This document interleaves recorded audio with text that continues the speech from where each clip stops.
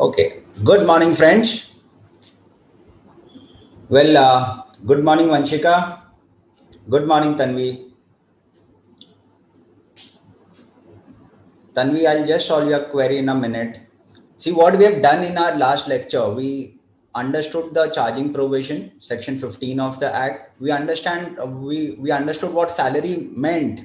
So section 17.1 is what we took care of. Section 17.3 that dealt with profit in lieu of salary. In lieu of salary, what we did was we understood allowances. So what was fully exempt allowance? What are those exemptions which are partly exempt? We also saw that as a thumb rule, most of the time there is no exemption for allowances. Allowances are taxable except if they are specifically exempted. Then we saw gratuity. The last concept for the day was gratuity. And there was a problem which I couldn't share the screen and there was a goof up. But then today what we do is we start with the problem itself so that you understand the entire concept of gratuity. We take up other retirement benefits today. We also understand the concept of relief under section 89(1), right? Before we move ahead, there is a query why arrears would be taxable on received basis and not due basis. Well, that is because section 15 has got one clause C which deals with arrears specifically, and it says any arrears of salary paid or allowed to him in the previous year by or on behalf of the employer or former employer if not charged to tax for any of the earlier previous year. So this should take care of your query, Tanvi. For arrears, there is a separate clause and it says that arrears would be taxed in the year in which it is paid for or it is allowed. By allowed, you mean, there should be reasonable certainty that you must get that amount. All right. So let's move on to the problem that I took that day, but I couldn't share the screen. So none of you understood it, I'm sure. I'll just share the screen. We'll go through the problem.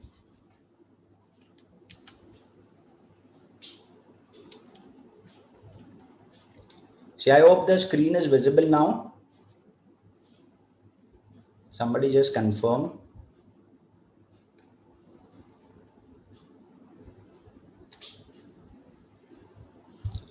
Just go through the problem.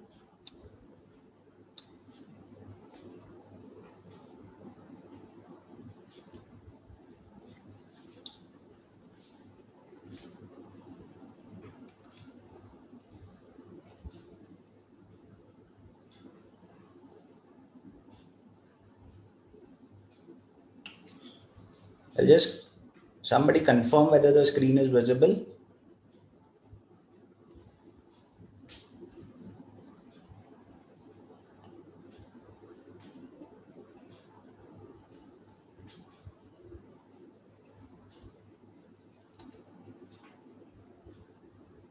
Okay. Yes, so what we have got here is Devesh is a chartered accountant employed with Rupee Limited, retires on 15th of June 2020. So now, since it's retirement, gratuity could be claimed as exempt under section 10(10). If gratuity is received during the continuance of employment, nothing would be exempt. After a completion of 26 years, 8 months of service. Now, look at the tenure of service. It is greater than 6 months. Since it is exceeding 6 months, if he is a POGA employee, that is covered by the Payment of Gratuities Act, what we are going to do is we are going to round it up. So here for POGA, it would be 27 years of completed service. But if he is not a POGA employee, in that case, the completed year of service would be 26 years. So as you read the problem, you have a plan in your mind. Then the basic salary is 50,000 rupees per month. Dearness allowance, 30,000 rupees per month. 60% of it is forming part of the salary. Now understand, if you read the provision correctly, you would know that as far as Payment of Gratuities Act is concerned, it does not make any distinction between DA forming part of salary or DA not forming part of salary for retirement benefit. So if he is covered by POGA, the entire dearness allowance, that is 30,000, is going to be taken for the purposes of calculation of salary. Then we've got turnover achieved, which is 1,50,000 rupees per month. Bonus is 1,25,000 rupees per month. Now, bonus is an item which is not included in salary for either purposes. I mean, even if the employee is covered by POGA or if he is not covered by POGA, we are going to leave this. It is a completely irrelevant piece of information, right? Next is gratuity received. So what we have been given is the amount of gratuity received during the year. It is 15 lakhs. The rate of commission is fixed at 1%. Now, this 1% got to be paid in relation to the turnover achieved. So we are going to pay him 1% of 1,50,000 until he retires. Of course, 15th of June, he has retired. So until then, 1% of 1,50,000. Then gratuity from previous employer. So gratuity from previous employer is 9,25,000. Now this is again an important piece of information. Thereafter, basic salary until March 2020 was 35,000. So this is again an important piece of information if he is not covered by the Payment of Gratuities Act. Because if he is not covered by Payment of Gratuities Act, we are going to compute 10 months of average salary, right? Now, so what we are supposed to find out, if he is covered by if he is covered by POGA, if he is not covered by POGA, right? What would be the amount of exempt gratuity under section 1010? So that is something we have to compute, the amount of exempt gratuity. Yes, do you understand the question?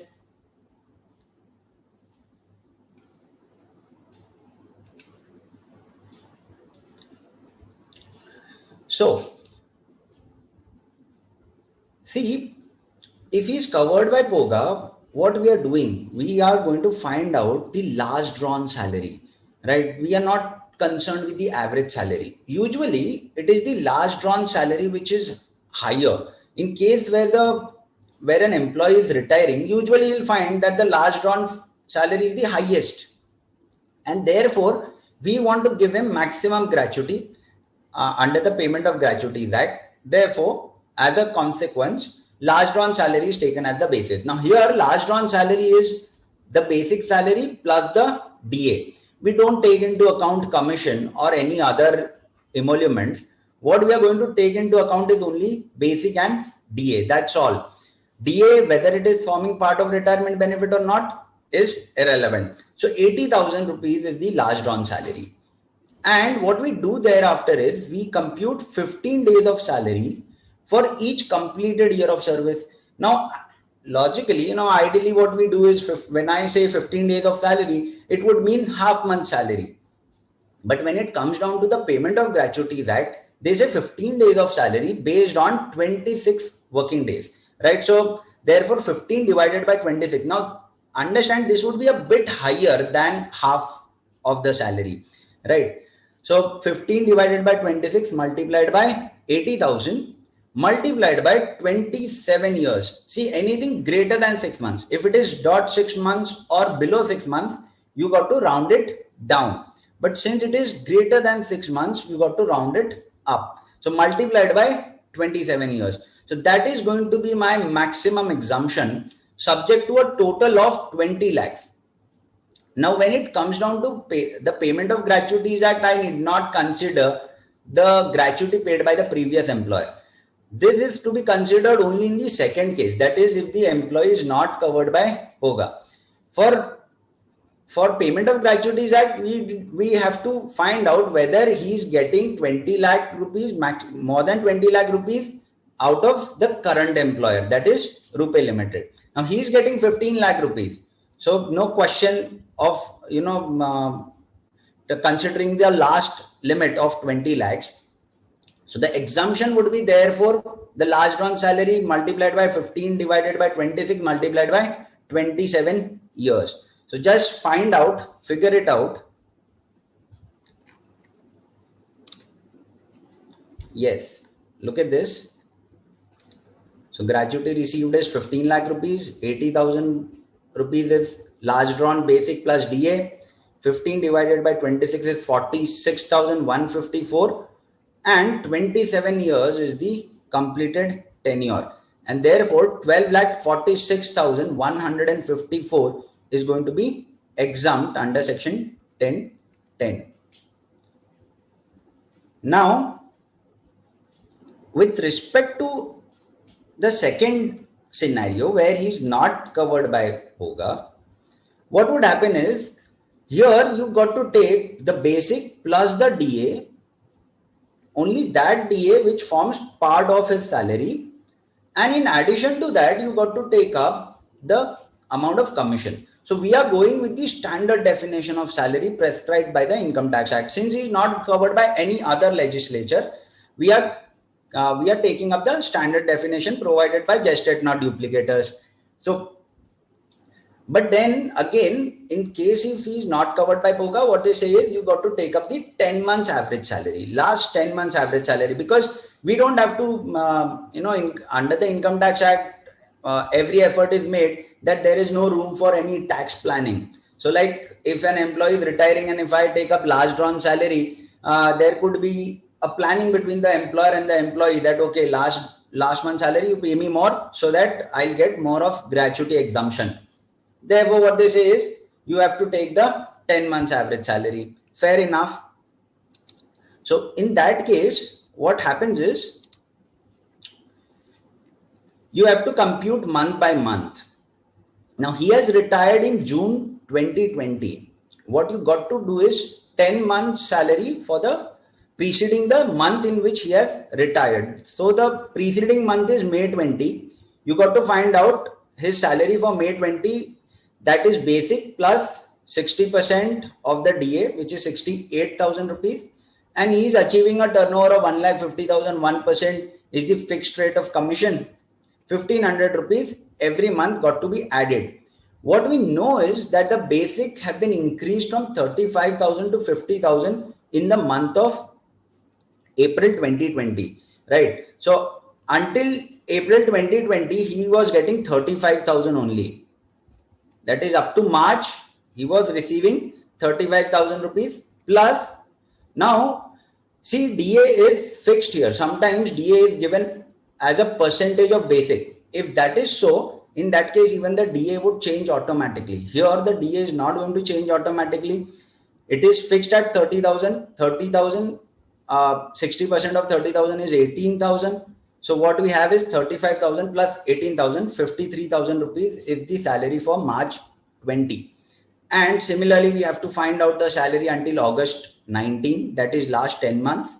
Take an average of it by adding commission. 5,75,000 rupees is the total. And therefore, 10 months average is 57,500. Now, this 57,500 is to be multiplied by 1/2 because we got to take up half month salary for each completed year of service, right? So half month salary would be 57,500 multiplied by 1 divided by 2 and multiplied by 26 years of completed service. So we are not taking 27 here, but 26 if he is not covered by POGA, right? So 28,750 is the half month salary based on 10 months of average multiplied by 26 years. So the maximum exemption that he can claim under 1010 if he is not a POGA employee is 7,47,500. You can just multiply it by, take it on calculator, try and figure out the answer. It is 7,47,500, which would be the amount of exempt gratuity if he is not covered by POGA. And the maximum amount would come into play here. Look at this. What is the amount of gratuity he has received in the past? He has received 9,25,000 in the past. What is the amount of gratuity received now? It is 15 lakh rupees. However, Even if we assume that 9,25,000 entirely was exempt earlier, what we are able to claim right now is only 7,47,500. So the aggregate of 925 and 745 does not exceed, and 747,500 does not exceed 20 lakhs. Since it does not exceed 20 lakhs, 7,47,500 would be entirely available as exemption. So least of the three, that is actual gratuity received or the gratuity we have found to be exempt based on average of 10 month salary, which is 7,47,500, or 20 lakhs, whichever is less.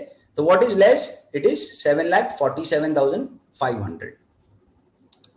Now, and therefore you could see the distinction between a POGA employee and a non-POGA employee. In case of an employee who is covered by payment of gratuity, that the taxable gratuity is merely 2,53,846, which is 15 lakh minus 12,46,000, which we have computed. Whereas if he is not covered by the payment of gratuity, that look at the kind of disparity there.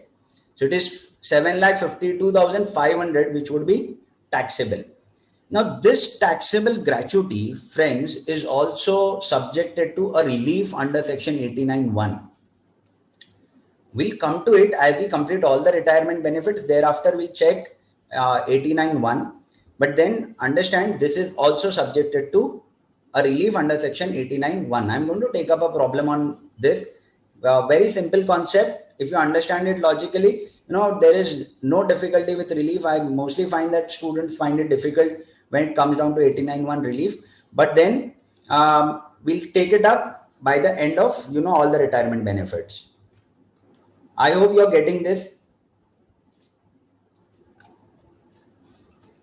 Then let's move on to the next concept. So we have already completed gratuity. Let's go on to pension. Now pension was included within the definition of the term salary. Salary specifically included pension.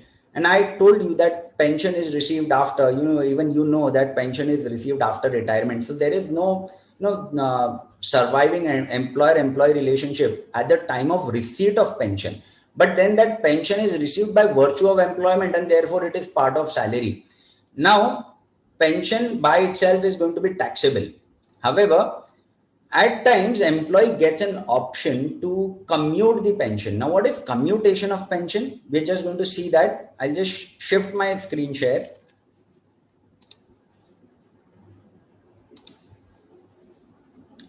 So now I'm not going to forget any time to shift the screen share. Okay. So Section 1010A provides for exemption in respect of commuted pension.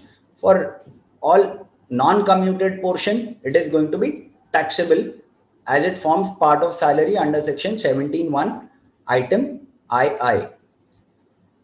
So uncommuted pension is going to be taxable, whether it is government employee, whether it is non-government employee. You have to always, whenever a problem comes up with the details of pension, you have to find out the uncommuted element and you got to add it to the total income of the assessee. As far as commuted pension is concerned, we do have an exemption under section 1010A. Now, what is the amount of, what do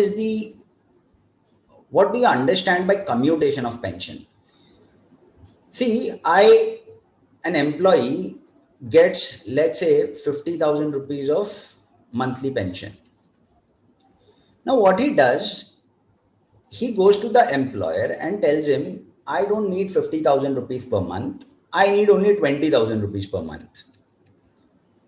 So in other words, what he does is he goes to the employer and tells him, you pay me 60% less. I'm happy taking 20,000 rupees per month. But in lieu of this 30,000 rupees, which I'm foregoing every month, you pay me a lump sum amount. And that is nothing but commutation of pension. Now, this is ideally, capital receipt, because what you are doing here is you're giving away your source, right? You're giving away, you are selling off the source itself, and therefore, ideally it should not have been taxable. But then there is a specific inclusion of pension in the definition of the term salary, and hence it is taxable. But then conditional relief is also provided under section 1010A of the Act. Now, this employee is also in receipt of gratuity. Let's say he is in receipt of gratuity also. He takes an exemption under section 1010 for gratuity, and there is another employee who also commutes, 60%, same level of pension. He also commutes 60% of his pension, but he is not in receipt of gratuity. He doesn't get any gratuity, and therefore he does not claim any exemption under section 1010. Sorry, not 1010A. Under section 1010, he is not claiming any exemption in respect of gratuity. If he was A and if this person B, who is also in receipt of gratuity, also commutes the pension, who according to you should get more benefit in respect of commutation of pension? Whether it is A, who is not in receipt of gratuity, commutes only the pension, should he get more benefit under section 1010A, or whether it is the one who has already claimed an exemption under section 1010 and is also claiming exemption under section 1010A, should he be provided more benefit in respect of commutation? Now, the logic is quite simple. It is A who should get more benefit, because he has not claimed any benefit. He has not claimed any exemption under section 1010. So that is it. Here, as far as the government employee is concerned, well, the entire commutation of pension is exempt, because government is going to give them only according to the rules, and therefore whatever commutation is done by a government employee and whatever is the receipt of such commuted pension, entirely exempt. In case of other employees, though, you have to first find out whether the other employee is in receipt of gratuity or he is not in receipt of gratuity. Now, if the employee is in receipt of gratuity, like in this case here, B was in receipt of gratuity, in that case, only 1/3 of the amount of commuted pension, the 1/3 of the commuted value of the pension is going to be exempt. What is the commuted value? We'll come to it in a short while, but understand it is 1/3 of the commuted value that is going to be exempt. However, if he is not in receipt of gratuity, in that case, 1/2 of the commuted value is going to be exempt, right? So see, 33 1/3% is going to be exempt in case of employee who is covered by gratuity. But then one who is not in receipt of gratuity, in his case, 50% of the commuted value is going to be exempt. So one who is not in receipt of gratuity gets some more exemption under section 1010A. Quite logical. So what we do here is we're just going to take up a problem and try and understand what this commuted value is. So 1/3 of commuted value. Now, what is that commuted value? We're going to check it out as far as the, by taking a problem. Before we proceed, how the commuted value is computed. Commuted value is computed having regards to the age of the recipient, state of his health, the rate of interest based on the table of mortality. Because see, the more young the employee is, the more pension he is going to draw. So if the pension is going to be more, the commutation proceeds would also be more. So we'll just shift to another problem.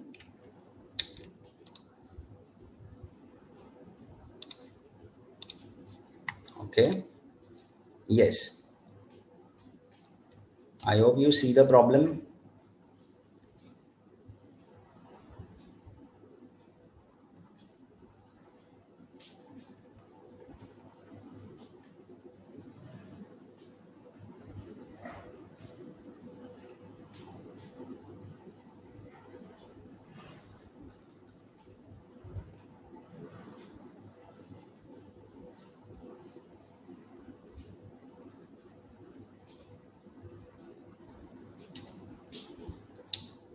Yes. Do you see the problem, friends? Just confirm somebody.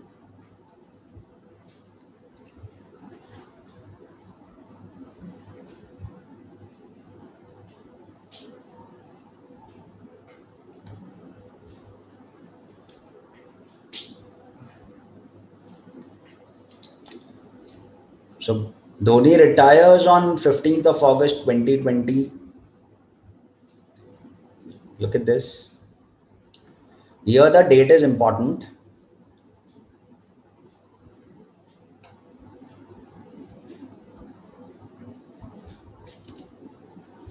He has retired on 15th of August 2020, receiving a pension income of rupees 50,000.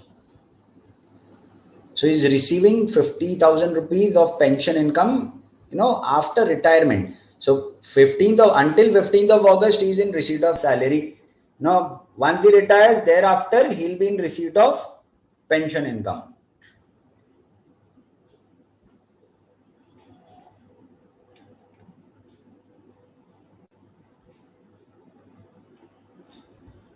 On 1st February, he commutes 60% of his pension.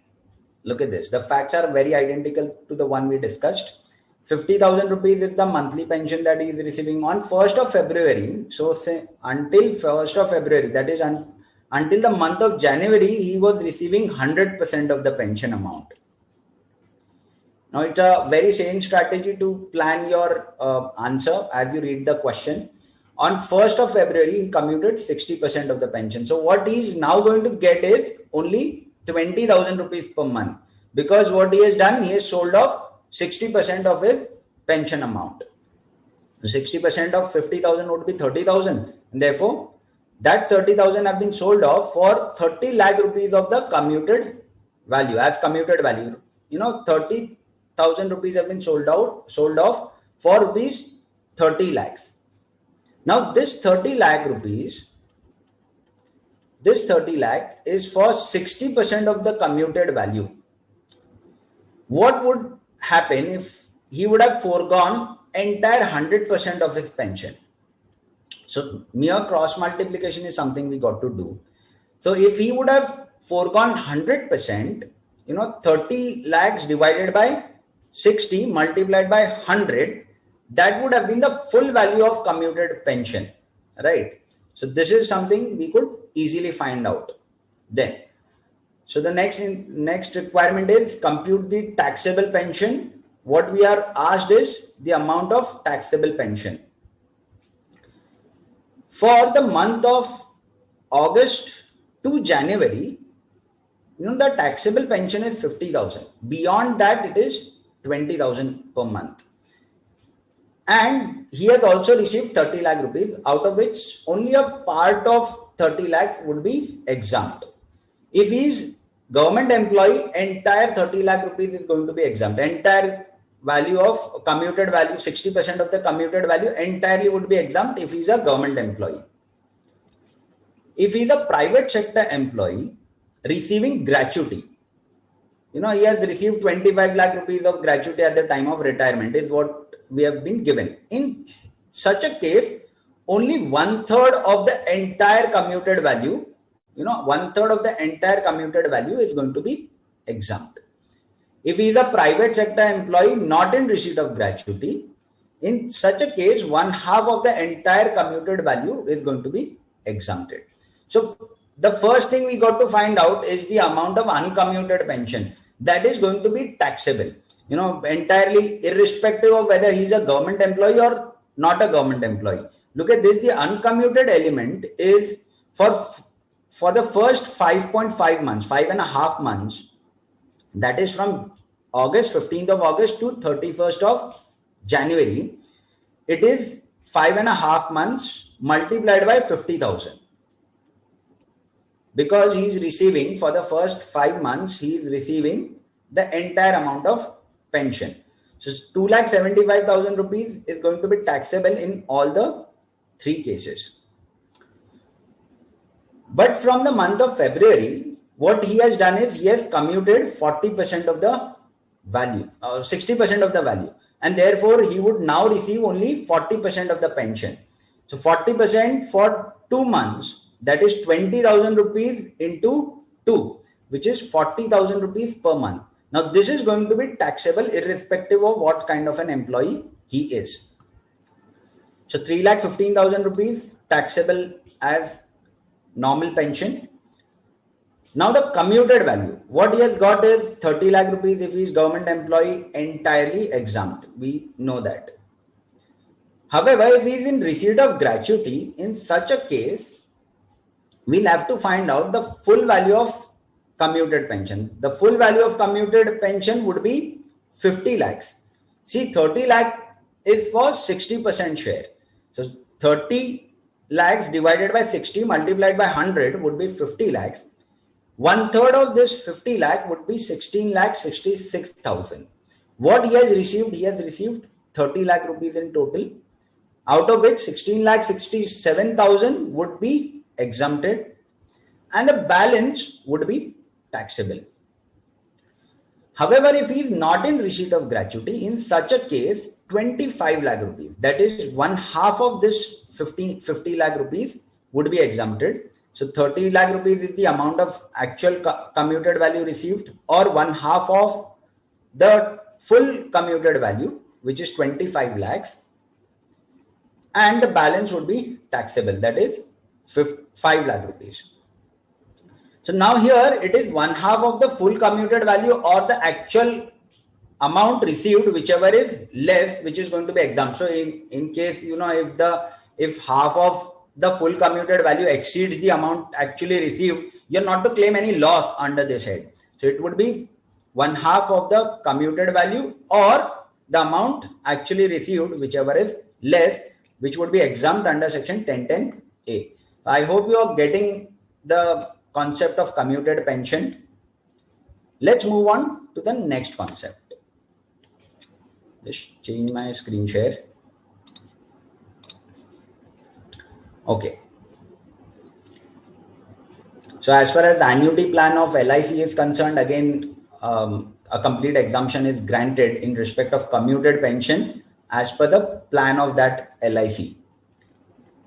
Now, coming to the next concept, it is about the national pension scheme. Now, as far as the national pension scheme is concerned,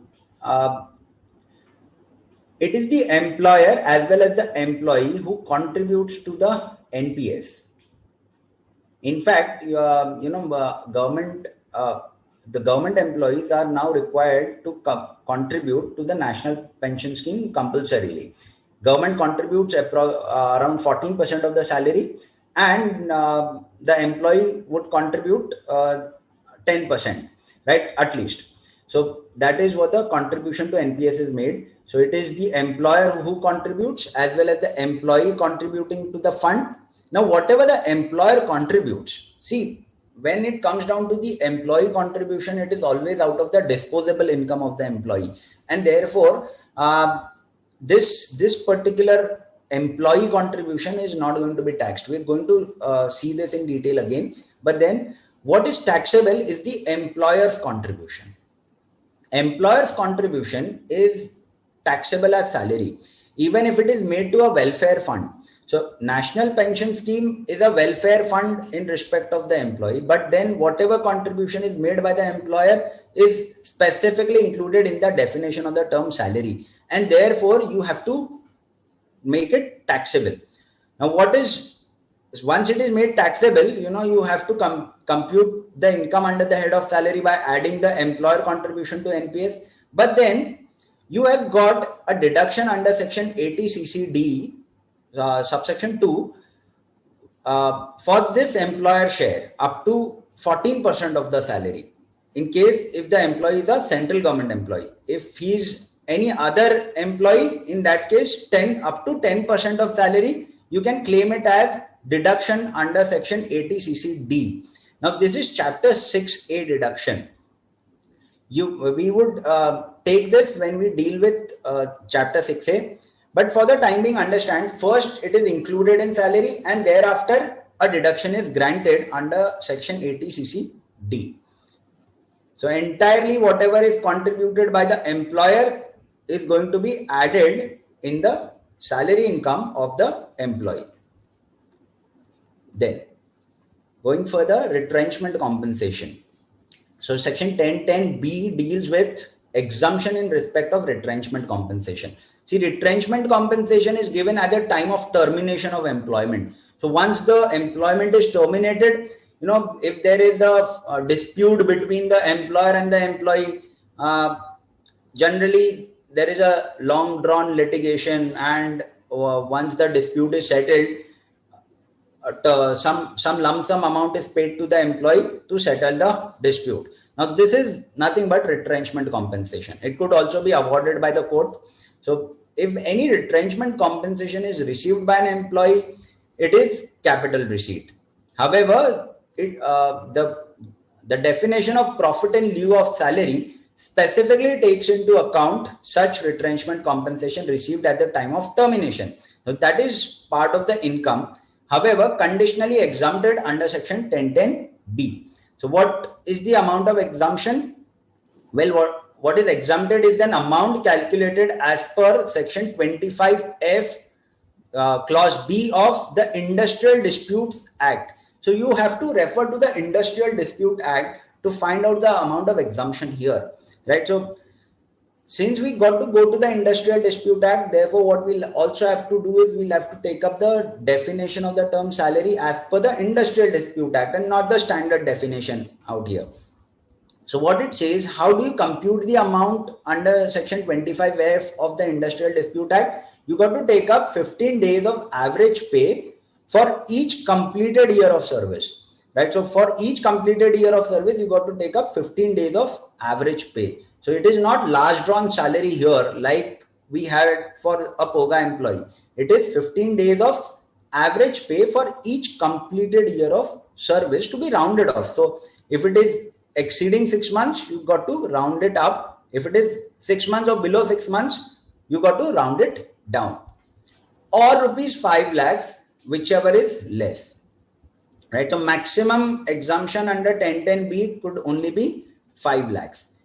Now, what is the amount of average pay here? Average pay would be, in case of a monthly employee, it would be a monthly paid employee, it would be 3 months of salary, right? So 3 months of salary is got to be taken. So unlike the concept of gratuity where we took 10 months of salary, here we are going to take only 3 months of salary for the purposes of computing average.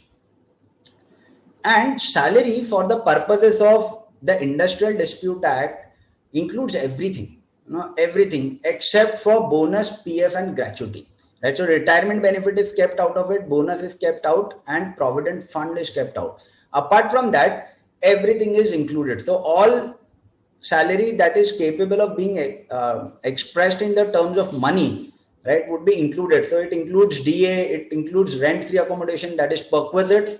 We are going to see perquisites in a short while, but then it includes everything except for bonus, PF and gratuity. So this is as far as the retrenchment compensation is concerned. Now, as far as retrenchment is concerned, it is termination of the service of the employee, and therefore this this has to be computed according to the Industrial Disputes Act. Generally, in the problem we do get the amount of compensation received and the amount of compensation allowed under the Industrial Disputes Act. So whatever is allowed as per the calculation of Industrial Disputes Act would be exempt generally, but the maximum exemption cannot go beyond 5 lakhs. If it goes beyond 5 lakhs, the amount would be taxable. However, it is again subjected to relief under section 89(1). So you also can claim relief under section 89(1). I am again and again referring to this, but then we see 89(1) only once we complete all the retirement benefits. So yes, let's move on to the next concept, and that is compensation on voluntary retirement. See, retrenchment compensation. In retrenchment compensation, what happens is the employee is either thrown out of the company by the employer, or there is a dispute, ongoing dispute, and therefore compensation is paid by virtue of that dispute. However, in case of voluntary retirement, that is not the case. An amicable solution is reached between the employer and the employee. There is no dispute, absolutely, and the employee leaves the employer before the age of retirement. So that is nothing but voluntary retirement. Generally, we in the PSU they call it as the golden handshake scheme. So where mostly the government organization do have a lot of staff, since the PSU banks particularly, the PSU banks have devised the voluntary retirement scheme time and again. The reason being, most of the employees were not conversant with the technology, that technological upgradation that was happening in the PSU sector, or they were not apt, they were not performing, and therefore the golden handshake scheme came into being. Now, mostly such schemes you'll find such scheme in the PSU sector or the cooperative sector. So certain big companies also come out with voluntary retirement scheme. Now, such schemes are developed in such a way that they are applicable to all the employees. And see, it should not be a sham. Meaning what? You have to cut down on the strength of the employee. So what it means is the employer is going to increase his profitability. See, if the employer would cut down his staff, he would increase his profitability, and government would get more of revenue from the profits and gains of business or profession, right? So, but then the scheme should be designed in such a way that it should not lead to merely voluntary retirement of certain employees and you fill in the gaps again. Or what you do is you just ask an employee to retire from one of your organization and employ that same employee in another organization. So that should not happen. And therefore, what it says is, tendency says that any amount received by an employee from an employer not being individual firm AOP BOI. So these are kept out. So those employers who are not organized have been kept out. It essentially means cooperative, local authority, company, universities, all the employees of these employers can claim benefit under section 1010C. But who cannot claim? Employees who are employed with individual firm AOP BOI. Government employees also can claim benefit of 1010C. Then, in accordance with scheme of voluntary retirement or separation to the extent of 5 lakhs. So, maximum exemption here is also 5 lakhs. Under 1010B, where the retrenchment takes place, there also the maximum limit is 5 lakhs. In case of VRS, voluntary retirement scheme, also the maximum exemption is 5 lakhs. Now, the guidelines for the scheme is given in Rule 2BA of the rules. In case of the employer who gives voluntary retirement to its employee, he pays a lump sum amount. Since he pays a lump sum amount, not the amount that he pays as lump sum entirely is allowable as deduction in his return of income. He gets only 1/5 every year. So 20% of the entire amount paid is available as deduction. We'll see that when we take a PGBP, but section 35DDA deals with compensation paid on voluntary retirement by the employer. So in case of in his return also he can claim benefit of the deduction, but it is available in 5 equal installment. Important to link sections. Friends, what happens is when you try and link the section, you remember them well. So 1010C would govern the employee's income. 35DDA would govern the expenses of the employer on voluntary retirement.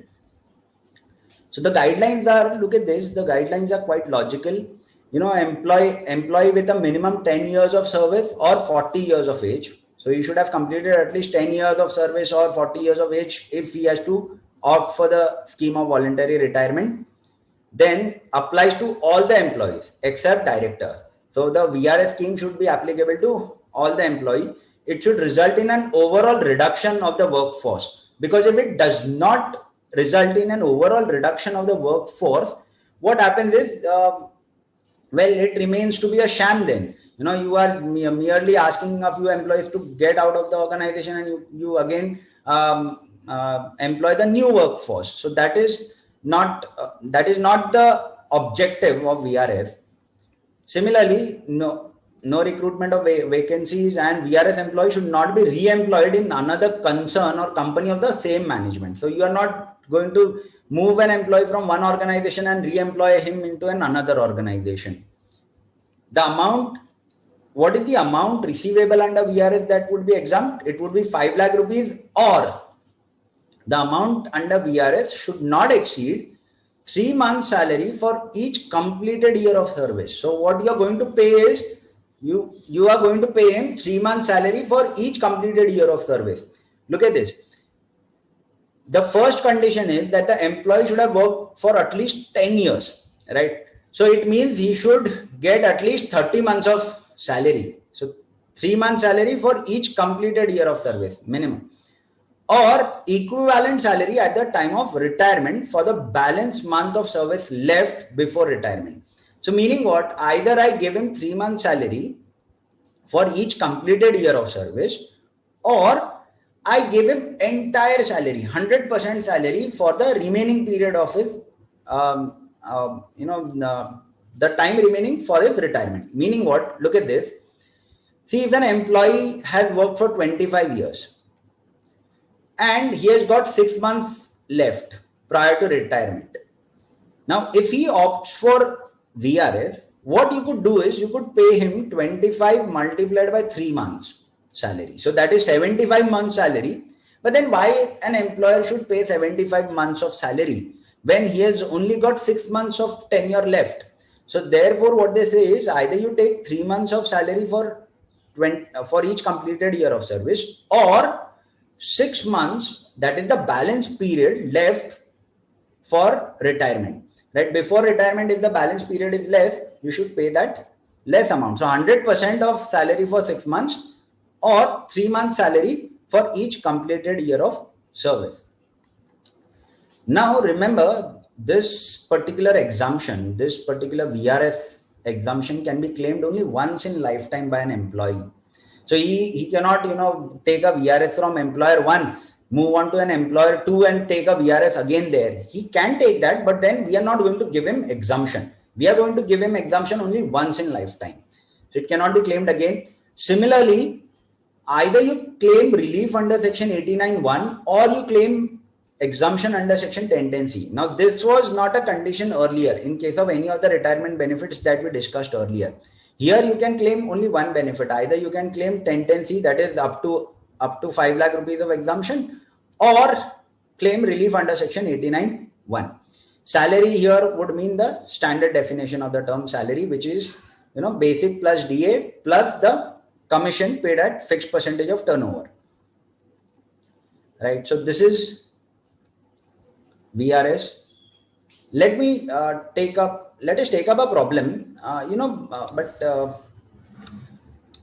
before we take up a problem, friends, just a few months ago, State Bank of India, somebody said in the comment that a lot of PSUs are merged and therefore also they want to reduce the workforce. So a couple of months ago, State Bank of India came out with a second inning tap VRS scheme, in which they asked certain employees to voluntarily retire or opt for the VRS scheme.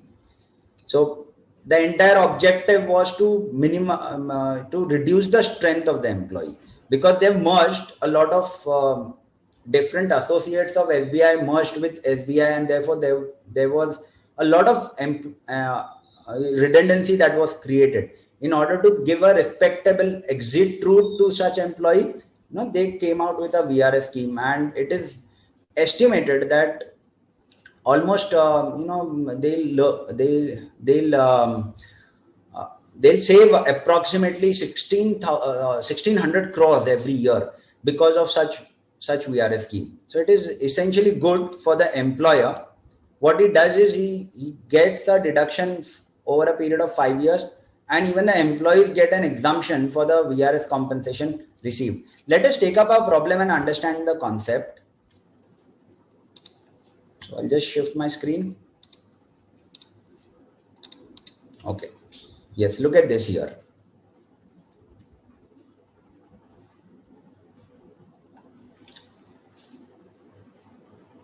I hope the screen is visible.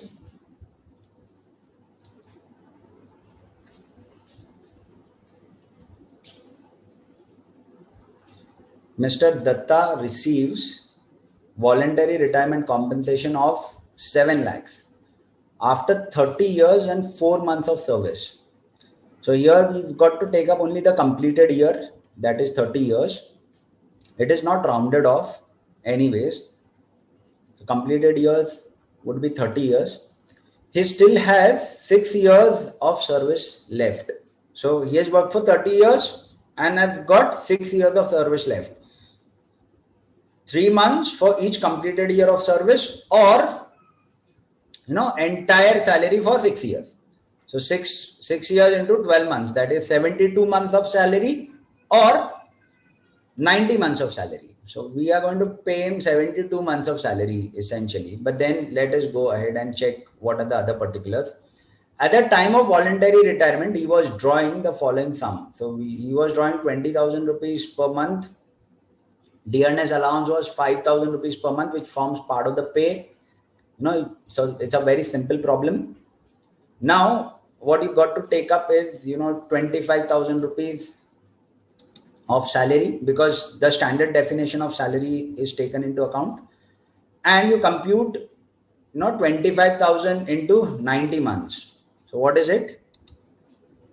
Look at this, 25,000 into 30 years into 3 months for each completed year of service. So that would be 22,50,000, right? For 90 months into 25,000. Similarly, he has got 6 years of service left. So 6 years would mean 72 months of service. 72 months into 25,000, that is 18 lakhs. What he has received is 7 lakhs.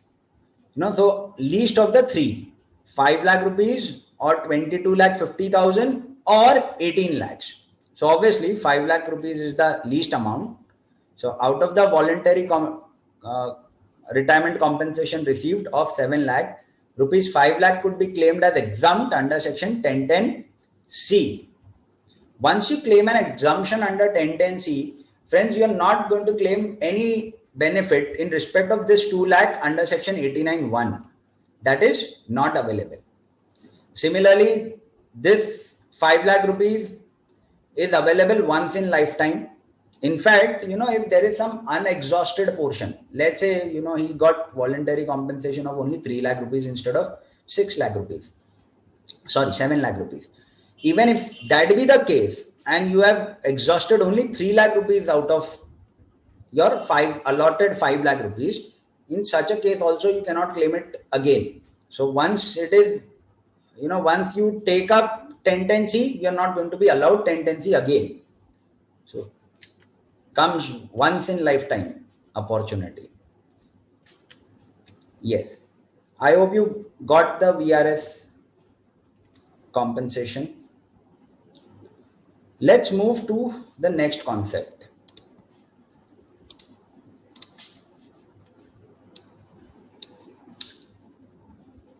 Amount received from approved superannuation fund. Now, see, there are a lot of welfare funds which an employer maintains for the employee. Superannuation fund is one of them. We have just discussed the NPS, the National Pension Scheme. National Pension Scheme is a relatively new concept, and therefore it is taxable from the very first day. The contribution of the employer is taxable. However, having said that, even though we may say that the employer contribution is taxable, but in substance, what happens is the the assessee, the employee gets a deduction in respect of the employer contribution under Chapter 6A of the Act. So essentially, it is not taxable provided it is within a range. So if it is a non-governmental employee, up to 10% of salary is available as deduction. In case of superannuation fund, though, which is a relatively old school, whatever contribution the employer made to such superannuation fund is exempt in the hands of the employee. Now, it is a fund for the welfare of the employee. So, if the employer is contributing some amount in the account of employee, well, that should be the income of the employee, ideally, but then specifically exempted under Section 1013. Now, whatever is received out of this superannuation fund at the time of death of the beneficiary, or beneficiary here would be the employee. So at the time of death of the beneficiary or commutation of an annuity on his retirement. So if he commutes the amount of the benefit that he is going to get out of the superannuation fund at the time of retirement or at the time of incapacitation, in such a case, he can claim deduction, exemption of such lump sum receipt under Section 1013. Now, here you don't have any monetary limit as such. Whatever is received out of the superannuation fund would be exempt. Earlier, here there was a limit of 1.5 lakhs of contribution to be made by employer to the superannuation fund. So, employer contribution in excess of 1.5 lakh rupees was taxable in the hands of the employee in the year in which it was made. However, now there is now the restriction is in respect of consolidated all the funds taken together, and it has been increased to 7.5 lakh rupees. So we have got employer contribution exceeding 7.5 lakh rupees, which is going to be taxed if the entire contribution to all the welfare funds. So all the welfare fund would mean, the Provident Fund, Employees Provident Fund, or the National Pension Scheme, or the approved superannuation fund. If it exceeds 7.5 lakh rupees, it is going to be taxed as profit in lieu of salary in the year in which such contribution is made. At the time of retirement, though, whatever is received out of such approved superannuation fund is going to be exempt. Understand here, it got to be an approved superannuation fund. If it is not approved, in such a case, whatever is received from an unapproved superannuation fund is going to be taxable in the hands of the employee. Right? Getting this? Now, approval is done by Commissioner of Income Tax, the Principal Commissioner of Income Tax, and it is Part B of the 4th schedule of the Income Tax Act, which deals with the approval of superannuation fund. Yes, are you getting this? Superannuation fund. So, whatever is received out of the superannuation fund at the time of death or at the time of commutation of annuity or by way of refund of contribution on death of the beneficiary or by way of transfer of the superannuation fund to the NPS. So at times what could happen, superannuation fund has got balance and that balance is transferred to the National Pension Scheme. If such transfer takes place, it is entirely exempt. Well, can you tell me what superannuation means? Anybody? What is superannuation? Yes?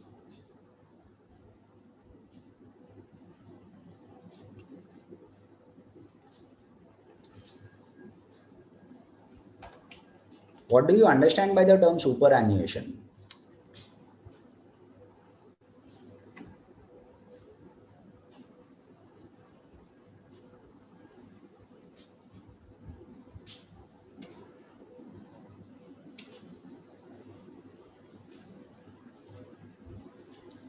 Okay, Vijay is saying that we have got a formula for accretion of superannuation. Yes, indeed, we have got a formula. We are going to take it up. But that is in respect of accretion and not the contribution itself. Now, the principal contribution up to 7.5 lakh rupees is going to be exempt. Beyond that, entirely taxable. So that formula is used only for accretion, Vijay. Okay. So I guess superannuation See, an employee can retire, employee can retire and he may retire without any pension. So if he retires without pension, it is simple retirement. But if he retires with pension, in that case, we call it as superannuation. Now, this superannuation fund is utilized for the purposes of paying pension to the employee, right? And therefore, whatever is commuted value out of this superannuation fund is going to be exempted. Let's move, therefore. Let's go to the other funds. Look at this. This is interesting. Superannuation fund is one welfare scheme. We have also discussed the NPS. But what remains to be extremely prevalent and predominant throughout the industry is the employees provident fund. And this is something, which is applicable to most of the employees. So whatever contributions are made to this employees provident fund are subjected to exemption under section 10, 11, 10, 12. But then they are it is subjected to conditions also. So exemption does not come without condition here.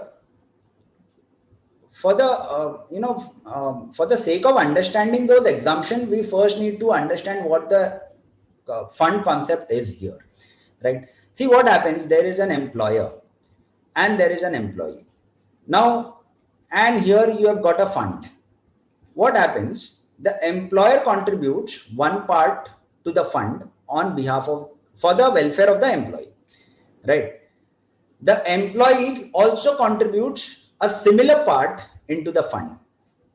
Now this fund is usually a trust, or it is an independent unit which would take all the fund, the employer's contribution, the employee's contribution, and invest it elsewhere.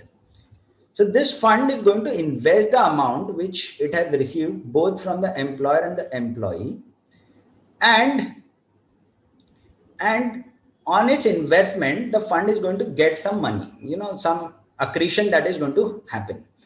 This accretion is distributed is given to the employee. See, whatever accretion, see what happens here, one part is given by the employer, another part is given by the employee, and there would be this fund which would have some accretion, and at the time of retirement or at the time when the employee is in need of money, what he can do is he can withdraw this fund and use it for his own needs.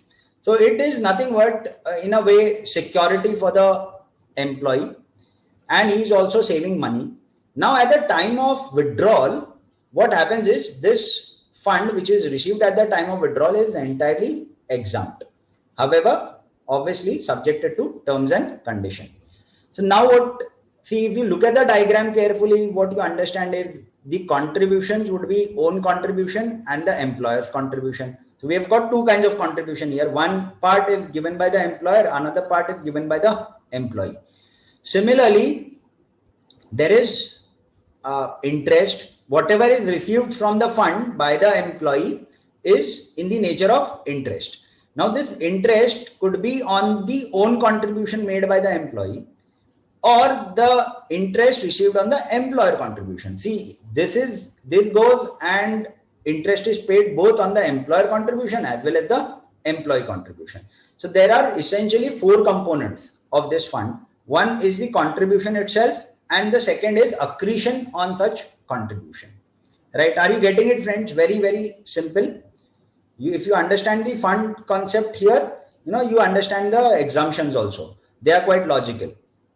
Now, there are three kinds of fund. In case of employees provident fund, well, there are three kinds of fund. One is the statutory fund, the other is recognized, and the third one is unrecognized.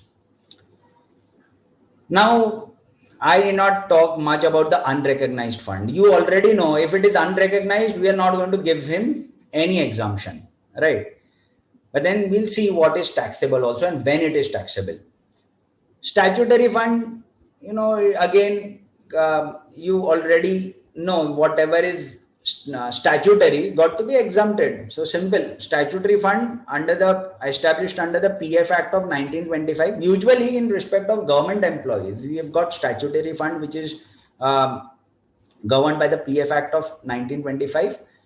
Whatever is the employer contribution is not income, although it is for the welfare of the employee and it goes into the fund in the name of the employee, but yet it is not income, not taxable. Similarly, the employee's contribution. Employee's contribution, friends, is never income, because it is always made out of the tax paid income of the employee. See what happens. I'll just tell you why this can never be income of the assessee, because it is his own income. The employee is paid salary of rupees 1 lakh, let's assume. And what he does, he pays 10,000 rupees as his share of EPF. Now this is the employee's share. Now this employee share is deducted out of the salary of the employee. What he gets in hand is only 90,000 rupees. This 10,000 rupees is something that is deducted out of the tax paid salary. So this is like salary on which tax has already been paid, and therefore at the time of withdrawal of this 10,000 rupees, again you need not pay tax. Otherwise it would be a case of double taxation, right? That cannot happen. So employer contribution is only something which is subjected to tax, but then interest on this employee's contribution could be taxed on certain occasion. Let us discuss this. Let us go further. So as far as the employer contribution is concerned, it is not income in case of statutory fund. Similarly, you have got recognized provident fund. In case of recognized provident fund, the recognition is given by the Commissioner of Income Tax. So you have got statutory fund under the PF Act of 1925. You have got recognized provident fund. Either it is a private fund which is recognized by the Commissioner of Income Tax, or it is a fund established under the EPF and Miscellaneous Provisions Act of 1952, right? And there is unrecognized provident fund, which is neither PF, which is now neither a fund established under PF Act of 1925, or it is recognized by the CIT. So that is unrecognized. Now, in the first case of statutory fund, the employer contribution is not income. In the second case also, employer contribution is not income, but only if he is contributing to the extent of 12% of salary. If he is contributing more than 12% of the salary, that excess amount would be income of the assessee, right? Are you getting it, friends? See, in case of statutory fund, it is mostly applicable to the government employees, and therefore entire contribution of the employer is exempt. But then when it comes down to recognized provident fund, there is a limit of 12% of standard salary, right? Only if the employer is contributing to the extent of 12% of salary, that is not income. Beyond that, it would be income. So let's say 12% of salary is 10,000 rupees. And if the employer contributes 12,000 rupees instead of 12% of salary, the balance 2,000 rupees alone would be taxable in the hands of employee. In case of unrecognized provident fund, though, it is neither income nor exempt. Any amount of employer contribution. So even if the employer contributes 1 rupee, it is neither income nor it is exempt. In the year of contribution, nothing would be taxed in case of unrecognized provident fund. At the time of withdrawal, entire amount is going to be taxed. Then deduction under section 80C. Now 80C deals with certain investment linked deduction. We would see that when we take up chapter 6A. So it is available. It is again available in case of recognized fund, but in case of unrecognized fund, nothing is available. See, 80C would be available only in case of employee's contribution to the provident fund and not towards the employer's contribution. Then interest credited to the provident fund account. So if it is a statutory provident fund, nothing is income. But if it is recognized provident fund and interest paid on such fund exceed 9.5% of the fund balance, in that case it would be income in the year in which that interest have exceeded 9.5%. So let's say an employee gets 15% on the fund balance, what would happen? 5.5% would be income. Rest of it would be exempted. Then any lump sum payment at the time of retirement, well, in case of lump sum payment, you'll get an exemption under section 10(11) of the Act in respect of whatever amount you receive from the statutory provident fund. Entirely exempt, unconditionally exempt. However, in case of recognized provident fund, you have got conditional exemption only. Right now, what are the conditions? The conditions are very simple, though. In case of recognized provident fund, whatever lump sum you receive, mostly it is exempt. But then there are small conditions. Condition number 1, that the employee should have served for a continuous period of 5 years or more. So at least for 5 years, he is not withdrawing the amount from the provident fund. So it is long-term investment that he has to make. So he should serve for a continuous period of 5 years or more with any employer. He could be, employed for the first year with ICAI Bank, thereafter for the next 3 years with HDFC Bank, and thereafter, he could be employed with some other employer who is maintaining his provident fund. But then at least for 5 years, he should be in continuous period of service. But then sometimes what happens, because of some event which is beyond the control of the employee, he might have to leave the service even prior to 5 years. And those are like ill health. It could be ill health or death of the employee itself, right? So in such a case where it is beyond the control of the employee that he has to leave before 5 years, in such a case also exemption would continue. But then generally it is at least 5 years or more of continuous rendition of service. Similarly, balance of RPF can be transferred from RPF to NPS or a recognized provident. If it is so transferred from RPF to NPS, even then it would be continued to be exempted. So like superannuation fund, in case of superannuation fund also we saw that what could happen. So the balance of superannuation fund could be transferred to NPS. If it is so transferred, it would continue to be exempt. So conditional exemption is granted, but mostly exempt. I hope you are getting it, the distinction between statutory and recognized provident fund. Maximum employer's contribution that is exempt is 12% of standard salary. We also have a monetary limit now, and that is 7.5 lakh rupees, right?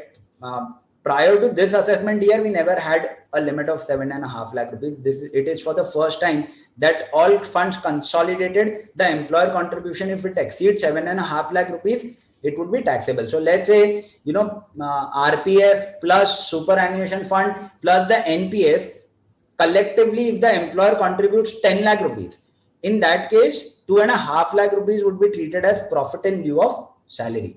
Remaining 7.5 lakh rupees would continue to be exempted, provided it is within this range of 12% of standard salary.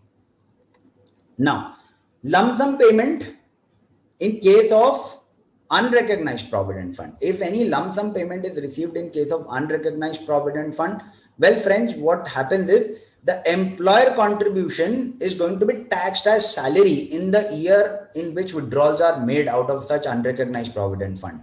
So, there is a built up, and you are contributing, the employer is contributing, together there is a built up. Now you have a progressive tax structure, and all the proceeds out of that fund would be taxed in the year of withdrawal out of that fund. So that progressive tax structure is going to hit you hard in case if the contributions are made to the unrecognized provident fund. So balance in the fund in respect of employer's contribution as well as interest thereon is going to be taxed as salary. What happens to the employee's contribution to the unrecognized provident fund? If the employee is contributing, well, the principal amount is not going to be taxed because it is already out of tax paid salary. But then the interest on the employee's contribution is going to be taxed as income from other sources and not salary, because it is on his own contribution that he has received interest.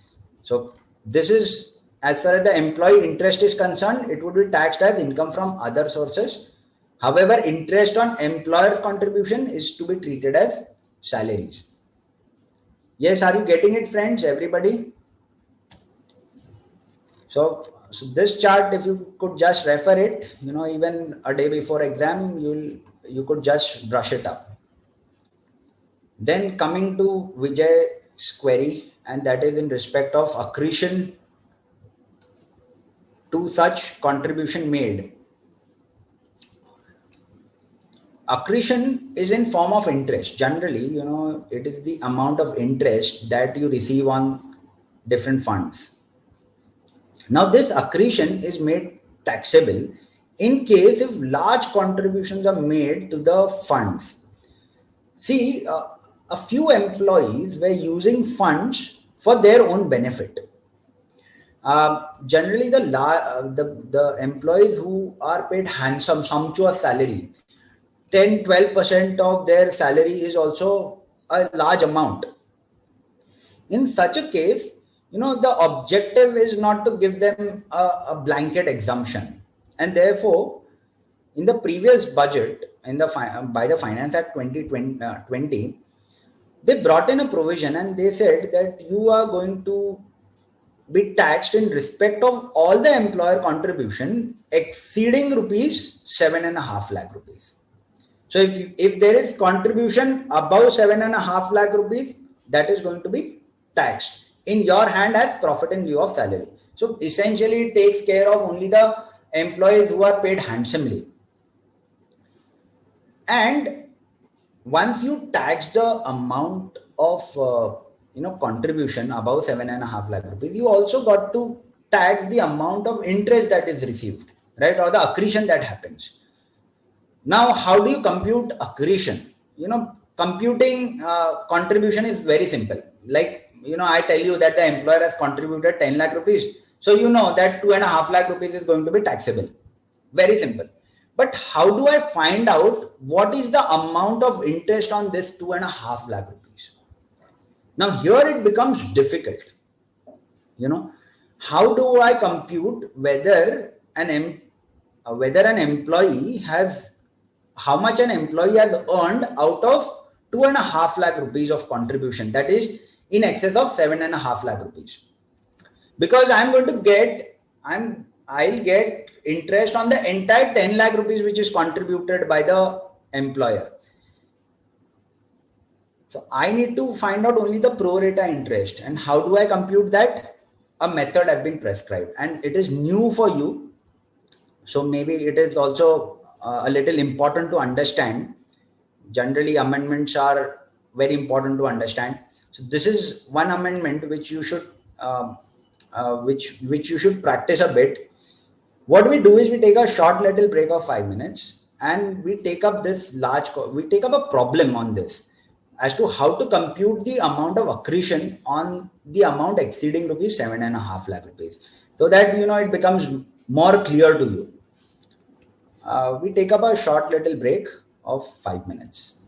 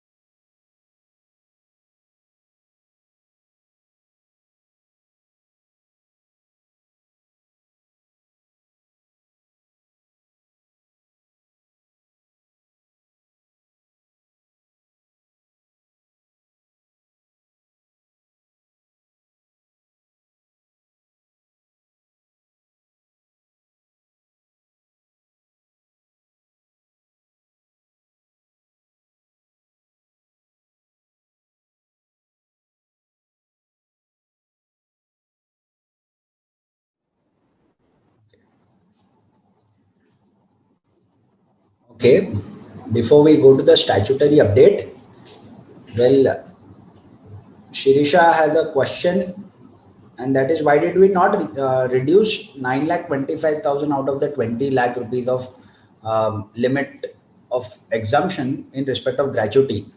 Well, we did not do that because the amount of exemption that we gave the assessee was in aggregate lesser than 20 lakhs. So we gave him a exemption of around 7,25,000. To be very correct, we gave him an exemption of 7,52,500. Now this 7,52,500 plus 9,25,000 did not exceed 20 lakhs, and therefore we did not reduce it. I hope it clarifies your doubt. Okay, Manish is asking, will interest on employees fund be taxable as salary or income from other sources? Well, interest on employees contribution is taxable as income from other sources. Employer's contribution, any accretion thereon, is taxable as profit in lieu of salary. Then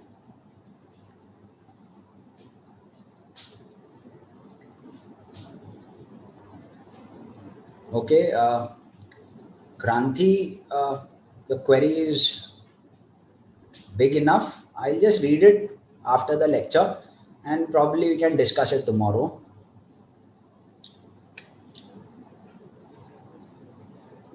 Oh yes. So let us take up this particular statutory update. This is the only statutory update which is important from examination point of view, because only one of it is recommended. Now, and what it says that any amount that is received in excess of 7.5 lakh rupees towards any fund as employer's contribution is going to be taxed, and any accretion that happens on the amount of employer's contribution exceeding 7.5 lakh rupees is also going to be taxed. Now, how do I find out the accretion? So they gave a very, very difficult looking formula. It is deceptively difficult. And you've got TP. Now here TP doesn't mean time pass, it is taxable perquisite. Taxable perquisite is equal to, and some huge formula. See, when you look at the formula, this second part of the formula, that is PC1 plus TP1, this part of the formula is not relevant from your examination point of view. The reason why I say that is because this provision is inserted for the first time, and this part of the formula takes care of any of the addition made to any of the fund in the preceding years. So in the preceding years, the section was not applicable. The 17 to VIIA was not applicable, and therefore this would be zero, at least for your attempt. And therefore this particular part of the formula becomes irrelevant. It would always be zero. And therefore what we got to focus upon is only PC divided by 2 into R. Now what is this PC divided by 2 and what is R? We got to understand. R is something you understand very well. It is the rate of interest, isn't it? You all are students of financial management, and I'm sure you know what R is. R is the rate of interest. But here there is a peculiar way of computing the rate of interest, the rate of accretion.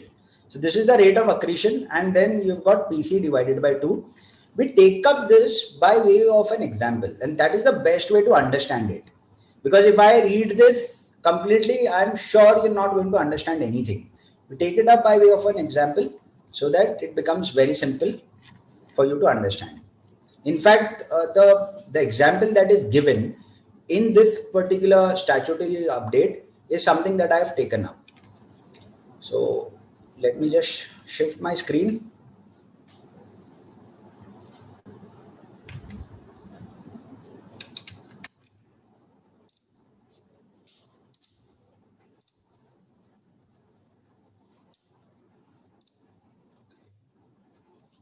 Yes. Is the screen visible?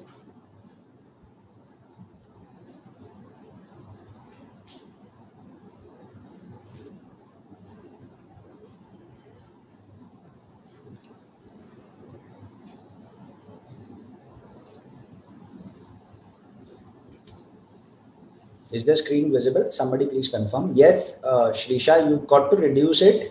So next time if you are employed with any other employer and you are claiming a exemption for gratuity again, in that case you'll have to reduce it, but not this time. I mean, this time it isn't important.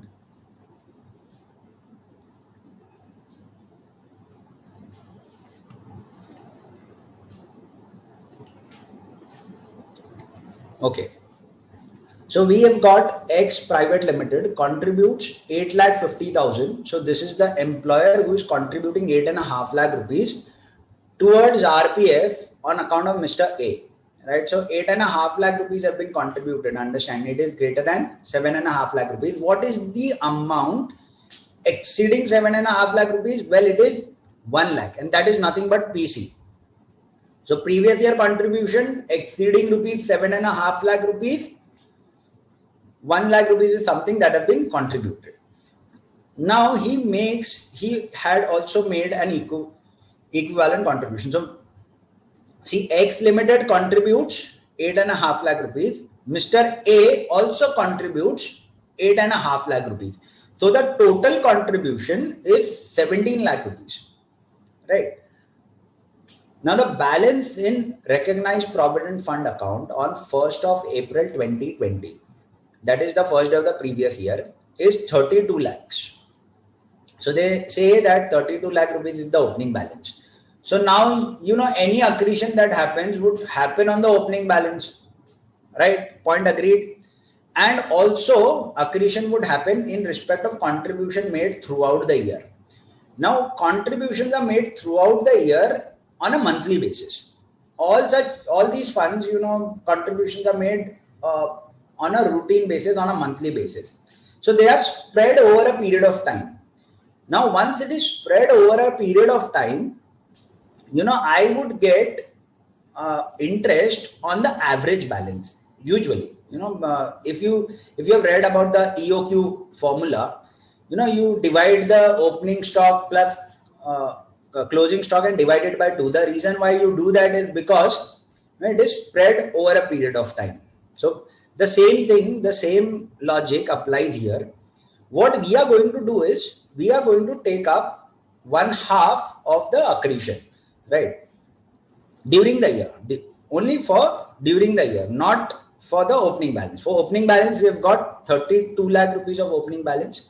Now interest has accrued on this RPF account to the tune of 3,44,250. So what I know is I have got interest of 344,250. Now this interest is something that I've got on 32 lakh rupees.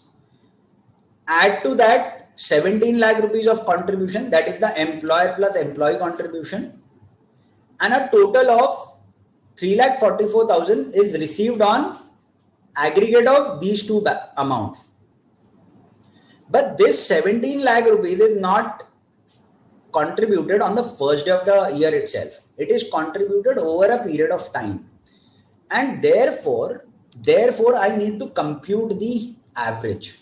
And how does the average go?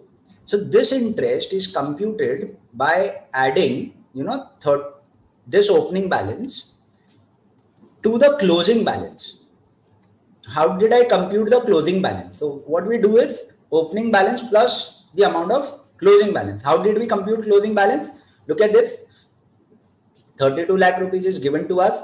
We know that 8.5 lakh rupees is contributed by the employer. Similar contribution made by the employee. Total contribution 17 lakh rupees. Interest accrued is something given to us, 3,44,250. So my closing balance is 52,44,250. So opening plus closing divided by 2, that is 42,22,125. See, do you get this? So average fund in the RPF account was 42,22,125, and on that average contribution in that RPF account, I have received 3,44,250. So the rate of interest that has accrued to me on the fund that I have invested is 8.15%. This is an approximate rate. Here we just want to compute the amount of taxable perquisite. And therefore, what we have to resort to is approximation. Now, this is a method that the rules have provided us. So, since it is a method prescribed under the Act, you have to compute it that way. Are you getting it, friends? Any problem here? Look at this. 3,44,250 is given to us. We have earned this amount of interest on the amount of 42,22,125, which is nothing but average funds invested in the RPF account. So once I know the rate, now what I'll do is how much contribution was in excess of how much fund was in excess of 7.5 lakh rupees. Well, in this case, it was 1 lakh rupees, which was invested over and above 7.5 lakhs. But then this 1 lakh rupees was not invested on one single day. It was invested over a period of time. And therefore, what I'm going to take here is 1 lakh divided by 2 again.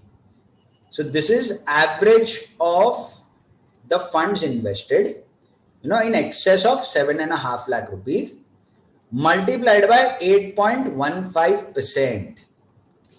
And this is nothing but my taxable perquisite. And this is the formula, PC divided by 2 multiplied by R. Right? Are you getting it, friends? Look at this. This is nothing but the formula.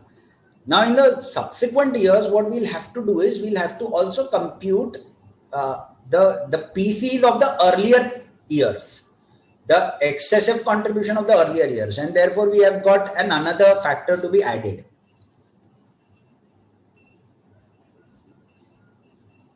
Oh yes, Mansi, you are absolutely right. Mansi says that we are calculating average of both the employee and the employer contribution. And yes, you are absolutely right with your observation. That is what is prescribed. Ideally, employee contribution should have been kept out of it. That is even I feel, but then it would have made things very difficult for the purposes of practically working on this provision. And therefore, probably they have included both employer and employee contribution. It is there. It is correct. Great. So look at this. If you have got the rate correctly, then there is no problem with the calculation. And since you do not have this other factor for the current attempt, you would always find the problem simple. If you get a problem, it would be simple. Right. So let's move. Therefore, now we have completed both the approved superannuation fund and the recognized provident fund or the statutory statutory provident fund. Unrecognized is something I hope you have understood. Let us therefore move ahead. I'll just shift my screen share.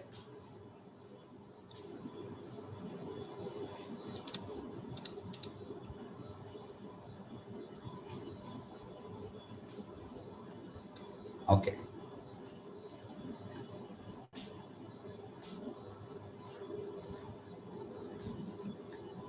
There is a question from Shikha. How do you compute rate? Well, the rate would be the amount of interest, that is 3,44,250 divided by the average funds.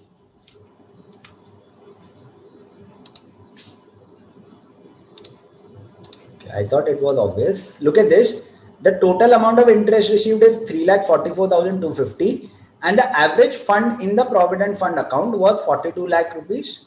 42,22,000. So average fund interest divided by average fund multiplied by 100. So that is 8.15. Okay. So let's move on to the next concept, and that is leave encashment. Now, what is leave encashment? Well, generally what happens is an employee is granted a certain amount of leave as per his service rules. Every employer has got its own service rules. Now, the employee earns the leave, either he avails it or he doesn't avail it. Now, if he avails it, well, there is no problem. It is paid leave. You get paid for even the leave, because that is something granted to you. Generally, 30 days, 45 days is something the employer grants over and above the holidays that you've got. Okay, this is the amount of paid leave. Now, not all employees are going to take the leave, especially, if he's a chartered accountant, he's not used to leaves. He keeps working every day in, day out, and therefore the leave is unavailed. Now, if the leave is unavailed, what you got to do is you got to be paid for the unavailed leave, because see, there is one employee X who avails the leave, and what he is doing is he's not working, and there is another employee who has not availed the leave. He's working, right? And now this employee got to be paid more, isn't it? So this more is nothing but leave encashment. We call it as leave encashment. Whatever leave is encashed by surrendering that unavailed portion of leave is taxable during the continuance of employment. So if there is employee X who has got 45 days of entitled leave and he takes only 15 days, and what he does, he takes up 30 days of salary in the current year itself. So 30 days was unavailed, so he withdraws that salary. Now, if such withdrawal happens during the continuation of employment, it is taxable. Nothing is going to be exempt. However, if such encashment is done at the time of retirement, in such case, if it is done at the time of retirement, only in such case, 1010AA would come into play. As far as central government and state government employee is concerned, well, what you have to do is entire leave encashment done by them is exempt. So not too difficult. If the moment you get this information in the problem that X is a central government employee, leave encashment at the time of retirement only.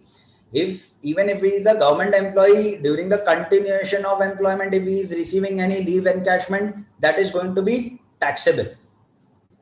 Now, in case of other employee, though, you have got certain conditions. What are the conditions?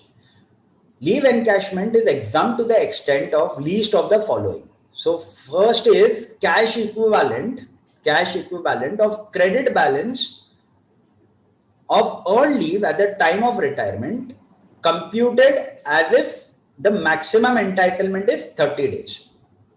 So like if the entitlement is 45 days for an employee, what you got to do, you got to compute the entitlement as if it was not 45 days, but it was 30 days. We take it up with a problem, you will understand it in a better way. But then, you have to take it as 30 days.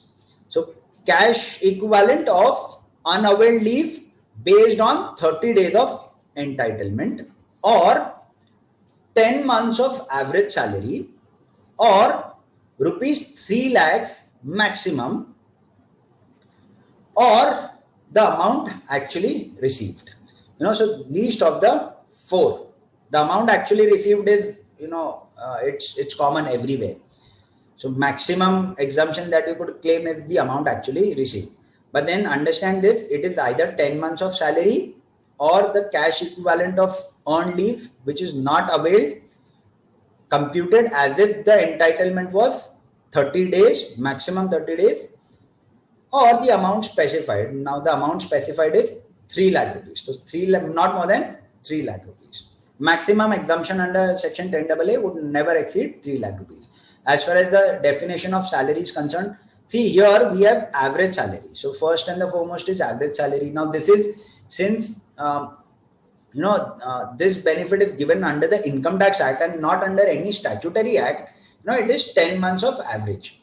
The only distinction, very thin distinction here between gratuity and average salary over here, 10 months of average salary here, is that, under the provisions of gratuity, 10 months of average meant 10 months preceding the month in which retirement occurred. However, here 10 months would mean immediately preceding the date of retirement. Meaning what? Meaning if a particular employee, if he retires on 10th of January, 15th of January, in that case, we are going to take up salary from 16th of March 2020 to 15th of January 2021. That is last 10 months.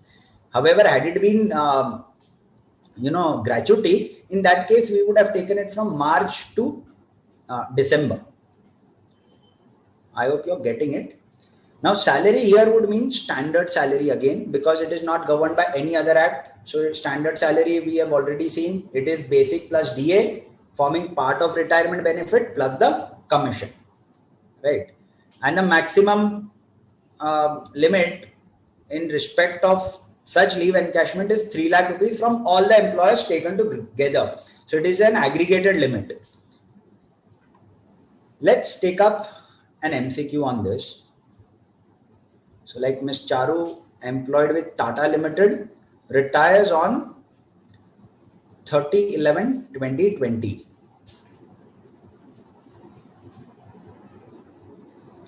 And encashes 2,88,000. Now you know that encashment is 2,88,000. So 3 lakh limit is not going to be hit. So while you're reading the problem, you know that 3 lakh limit is not important here. What is important is 10 month salary or the 30 days of entitlement, the cash equivalent of 30 days of entitlement. So encashment is 2.88 lakhs. For 16 months of unavailed leave, she has served 20 years and 8 months. The 10 months average was 17,600. Now it is given to you. You don't have to figure out the 10 months of average salary. She was entitled to 1.5 months of leave for each completed year of service. Compute the exemption under 10(10)AA. Just try it out. Give me the answer. Let's see who gets it.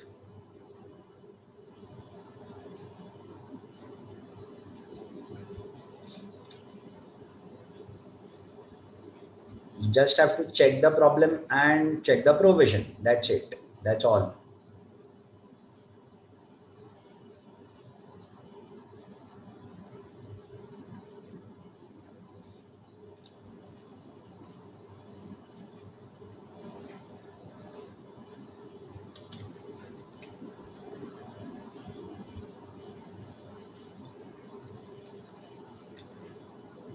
See, had she been employed with Government of India and she would have received 2.88 lakhs, it would have been entirely exempt. However, here she is employed with a private employer and she's worked for 20 years.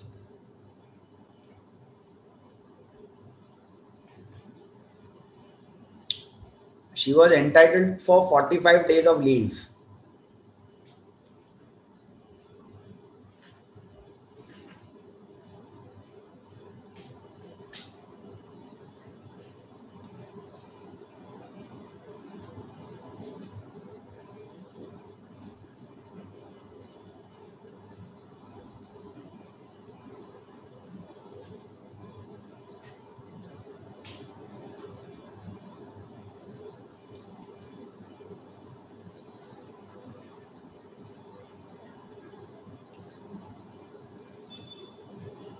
Let me see if anybody has answer to this question.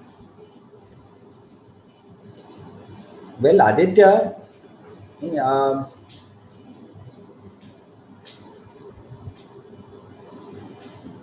what you are saying is not completely right. If at all, if at all the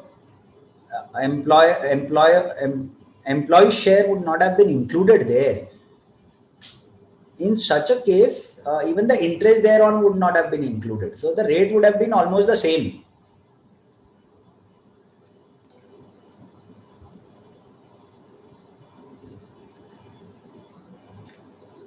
So anybody with the answer?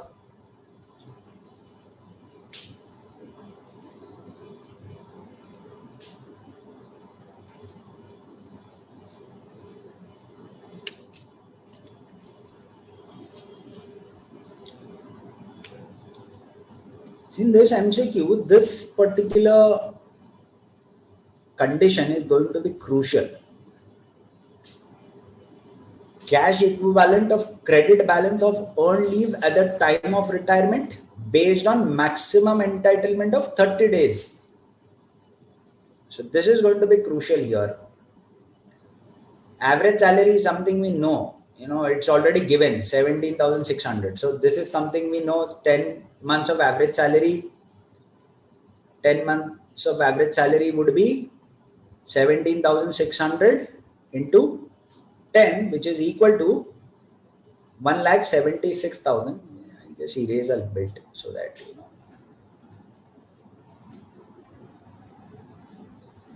So this is 1,76,000.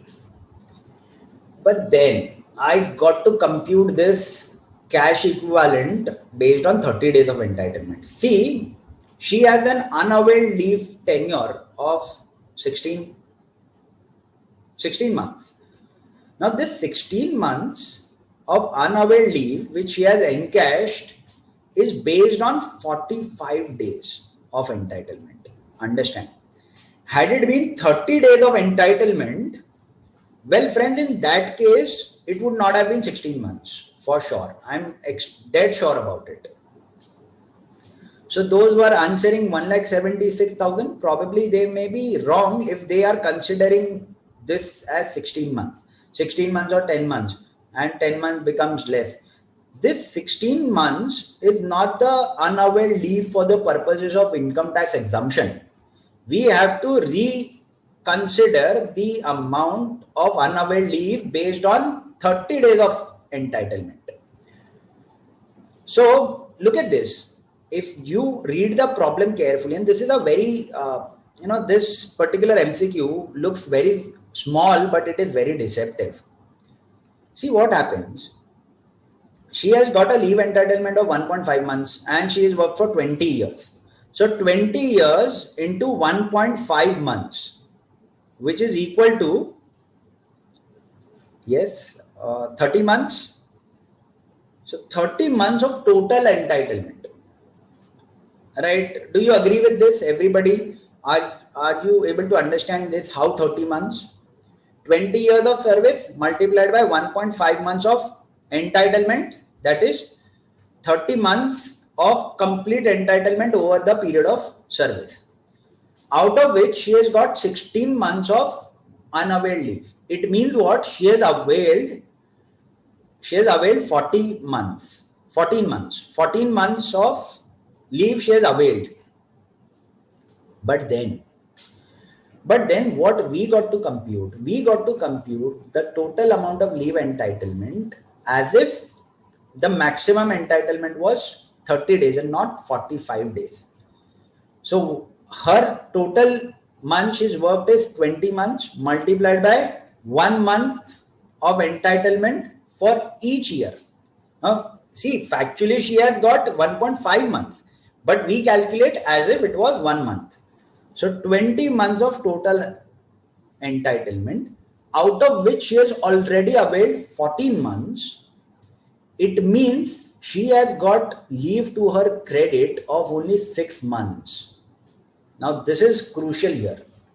Once you compute 6 months, now it is dead simple. Tell me, what should be the amount of exemption that could be claimed under 1010 AA?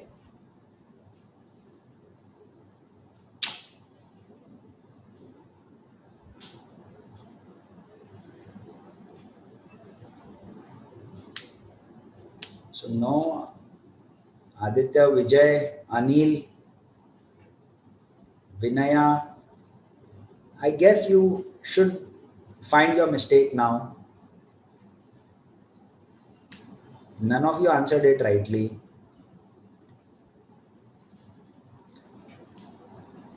See, check out if you don't understand, I'll again explain. But then,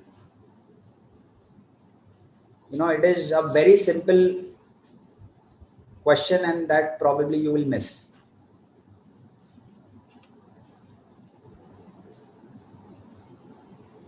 So what is the amount of exemption now that I've explained you?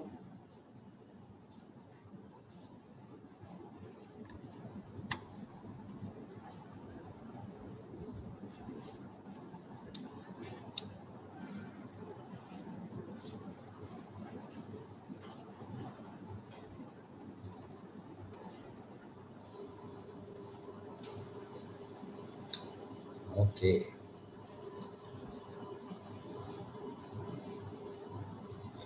Ha. Shika is asking 14 comes from where? Now, 14 comes, that is the most crucial part of where the 14 comes from. If you just hear me correctly now again, for those who did not understand where this availed leave came from, see, she has served for 20 years. She has served for 20 years. That is not a dispute at all. For 20 completed years, she had a leave entitlement of 1.5 months every year. So she had a total leave entitlement of 30 months. This is also understandable. As far as this 30 months is concerned, if we consider this 30 months, out of the 30 months, 16 months is unavailed. So meaning what? 14 months have been availed. She has encashed leave entitlement of 16 months based on 1.5 months.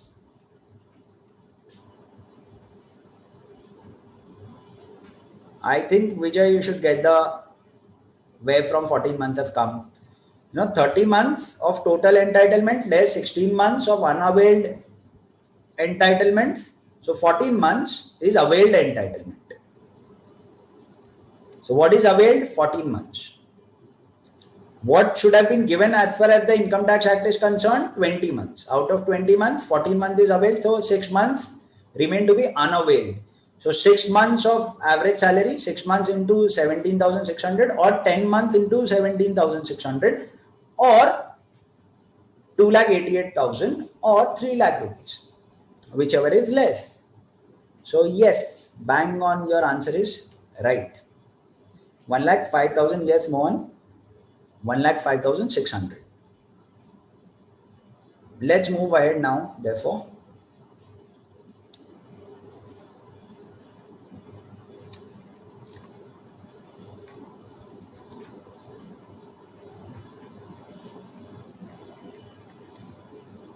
Let's move to the very important perquisites. See, I hope you've got it.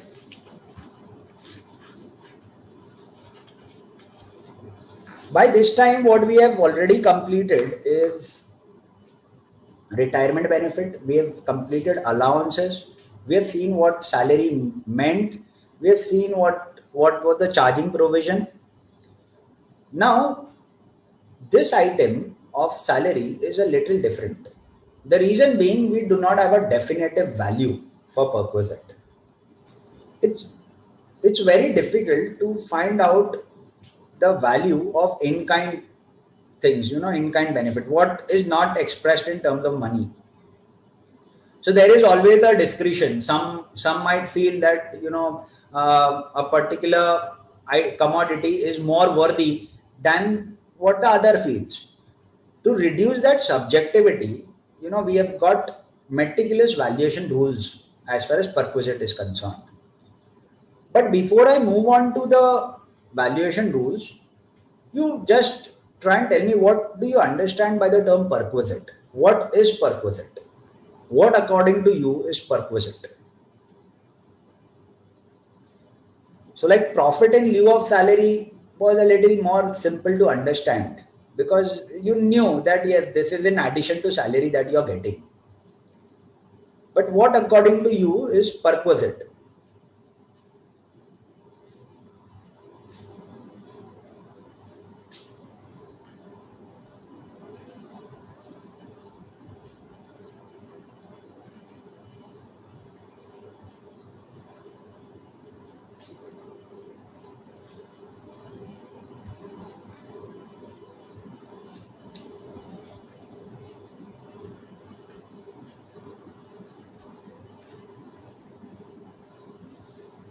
Okay.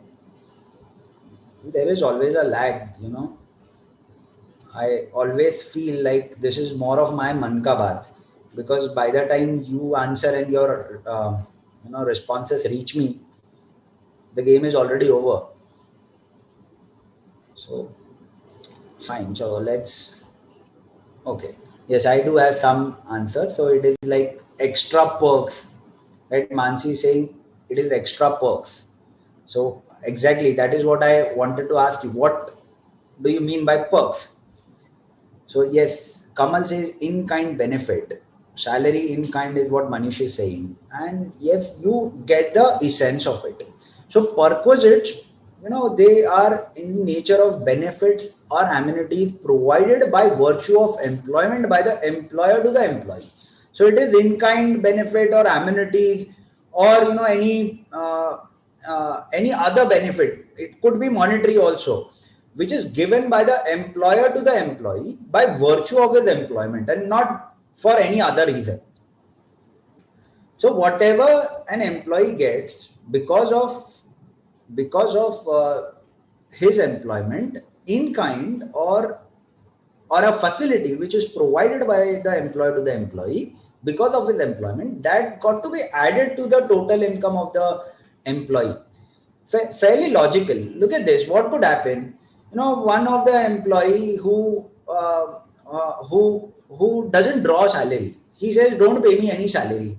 You just give me a good holiday every year, out of the country, and spend there instead of giving me salary." Now, whether the salary would not be taxable at all, when the income tax officer would ask him, "What is your salary?" He would say, "None, nothing. I draw only 1 rupee of salary." But then what he is indeed getting is some in-kind benefit. Now that in-kind benefit, the value of that in-kind benefit got to be added if I were to find out his true salary. So therefore, valuation of perquisite is extremely important. Now, as far as the Income Tax Act goes, well, we don't have a definitive, definition for salary or perquisite. Perquisite, it says includes. So we have got an inclusive definition. So perquisite range from a wide, it has got a wide range. So it covers accommodation, it covers car, holiday, food, education. It's quite wide ranging as far as the Income Tax Act is concerned. First in line is rent-free accommodation. Now this is one of the very important, perquisite, and mostly not just from the perspective of the Income Tax Act, but also from the perspective of the employee. This remains to be one of the very core concerns. I'll just show you a picture, and now you tell me what is more valuable. See, there is an employee, and this employee, there is an employee and he gets a small house, right? There is another employee who gets a large house, but at the same time, there is furniture inside it. And there is a third employee who is given a stay in a 5-star hotel. Now, which of the employee, whether it is A, B, or C, who is getting more value? Right? Who is getting more benefit from the employer? Whether the one who has a small house without furniture, whether it is B who has got a house along with furniture, or whether it is C who has got a stay in a hotel with all the facilities, all amenities. Yes, who do you think is getting more value? Whether it's A, B, or C. I don't think it is difficult at all. Now, unconditionally, everybody is going to say that it is C, the one who stays in hotel, because he gets a composite element. There is a lot of facility that he gets in a hotel, right? So C, not too difficult to understand that it is C. On the same logic, have these valuation rules been framed? So valuation rules here have been framed on a very similar logic that you are going to pay more tax if you get more value. You are going to add more perquisite if you are going to get more value. As far as rent-free accommodation is concerned, what happens? An employer has got gets an employee to work for his organization. Now it might happen so that he is working at a place which is not his regular residence. A person who is a resident of Mumbai, he can go to Delhi and work. Right now, if he goes to Delhi, it becomes important for the employer to arrange an accommodation for the employee, because otherwise either he gives him house rent allowance, or what he does is he arranges an accommodation itself. Now, sometimes what happens, employer has got his own interest in providing accommodation, because if he provides accommodation, let's say an employer has got a big factory, and into that big factory he wants the employee to stay in the quarters. Now the employer has got his own interest. If the employee stays in the quarters into the factory premises, he could be called anytime, right? And therefore the employer would try and give him a rent-free accommodation. Usually central government, state government employees have got their quarters, right? Because they have to work anytime, provided they work at all. But then they have to, especially those into police service or services of administrative nature, they have to run round the clock.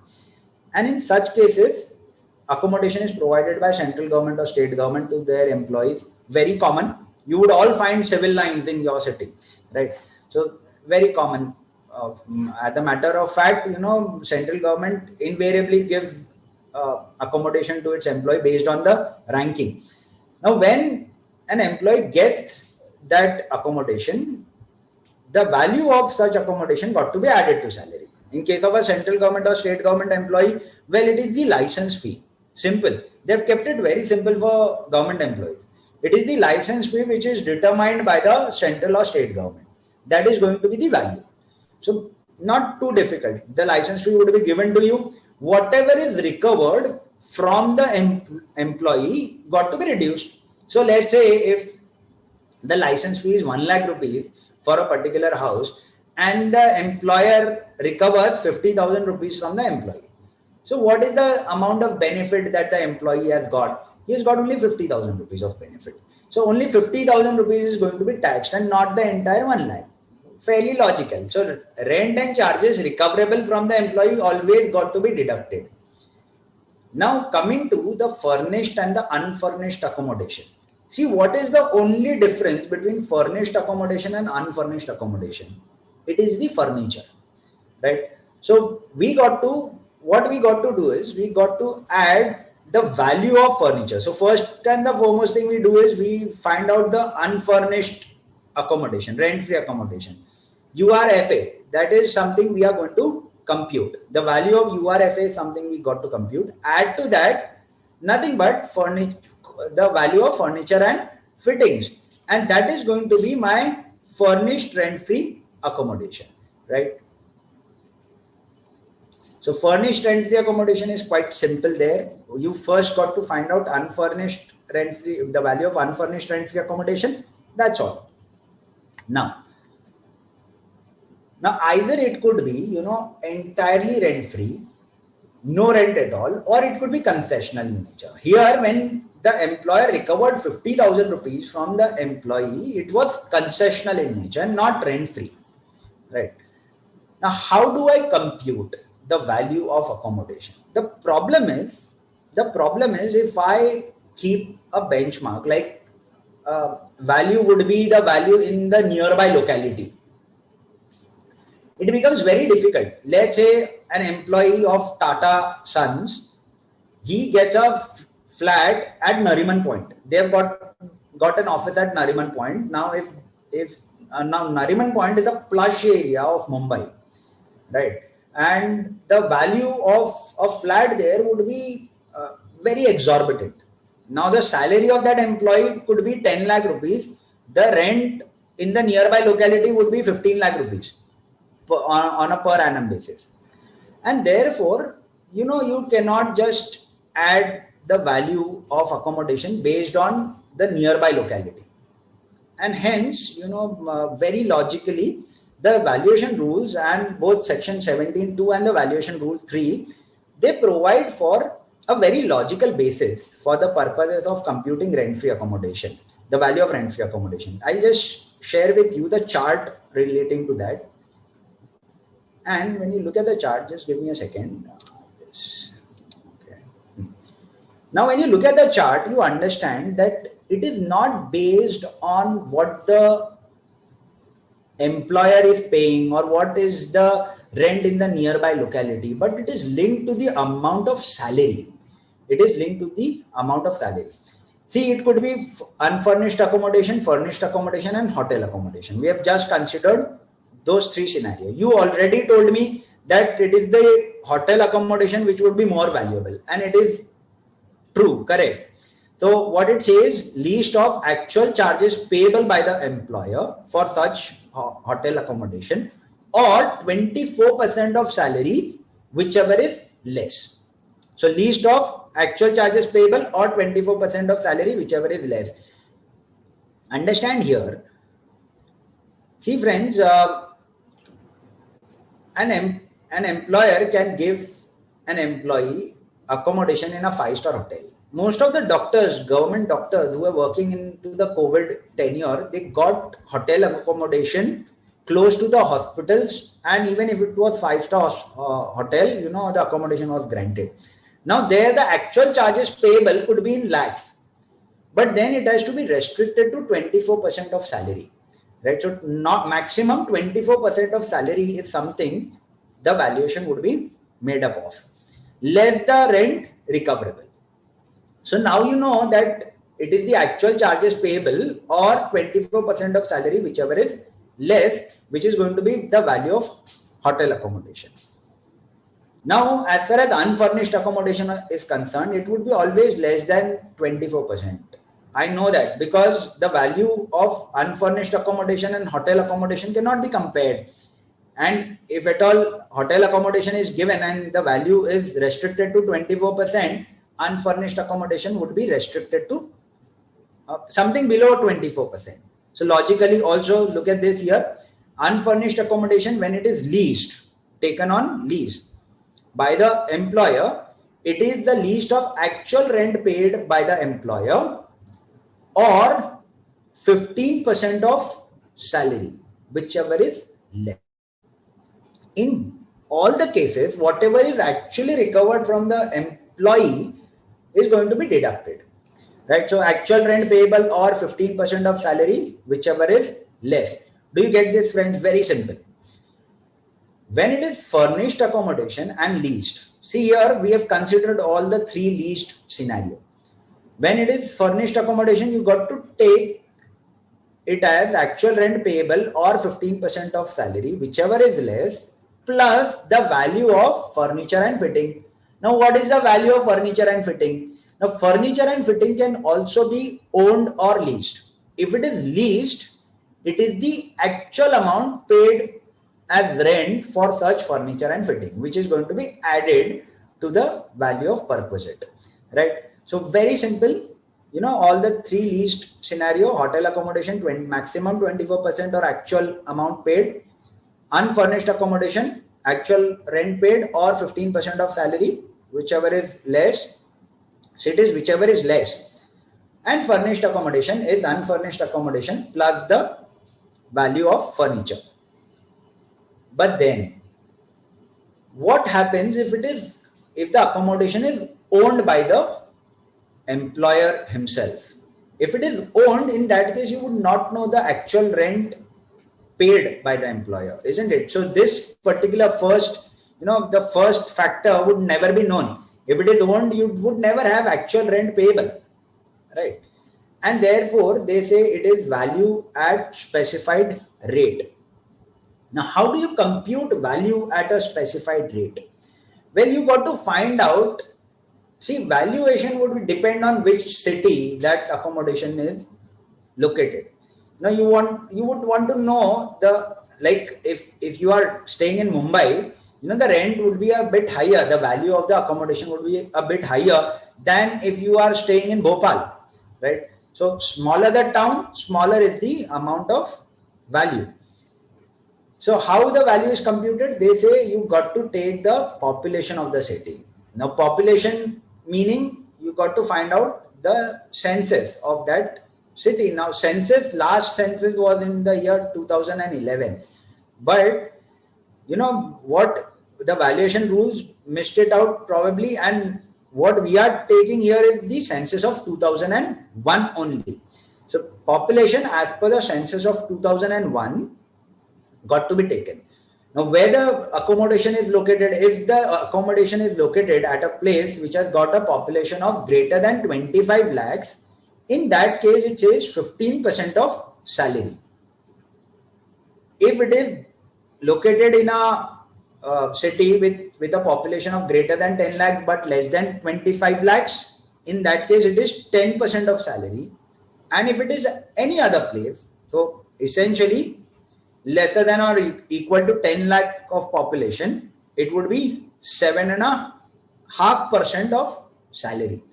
What is salary? We are coming to it in a short while. But if you look at the three categories, you would understand that they are fairly logical. It is 15% of salary for a tier 1 town, tier 2 town, it is 10% of salary, and tier 3 town, it is 7.5% of salary.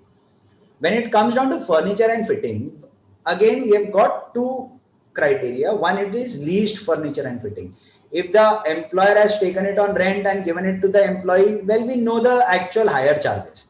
So there is no fight, absolutely. Actual hire charges is going to be taken at the basis. Here, there is no restriction based on salary, right? So actual hire charges of furniture and fitting got to be taken. But if it is owned by the employer, in that case, the employer would be aware of the cost. Now, once the employer is aware about the cost, you have to take 10% per annum of the cost of the furniture, right? So it is not written down value of the furniture. It is the cost of the furniture that got to be taken into account to find out the taxable perquisite. Do you get this, friends, everybody? Are you getting it? Like, you just leave it into the comment box so that, I get to know whether you're getting it. Otherwise, it remains to be more of my man ka baat.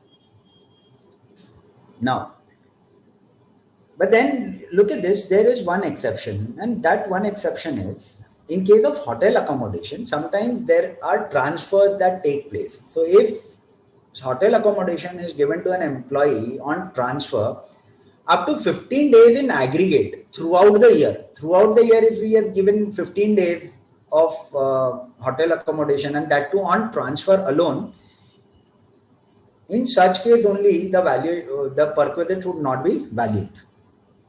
So it's in practically, all cases otherwise, perquisite got to be computed.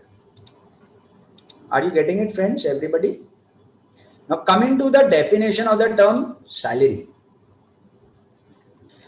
Now, salary would mean, for the purposes of computing perquisite everywhere, salary means pay, taxable allowances, bonus, commission, monetary payments. So it includes everything.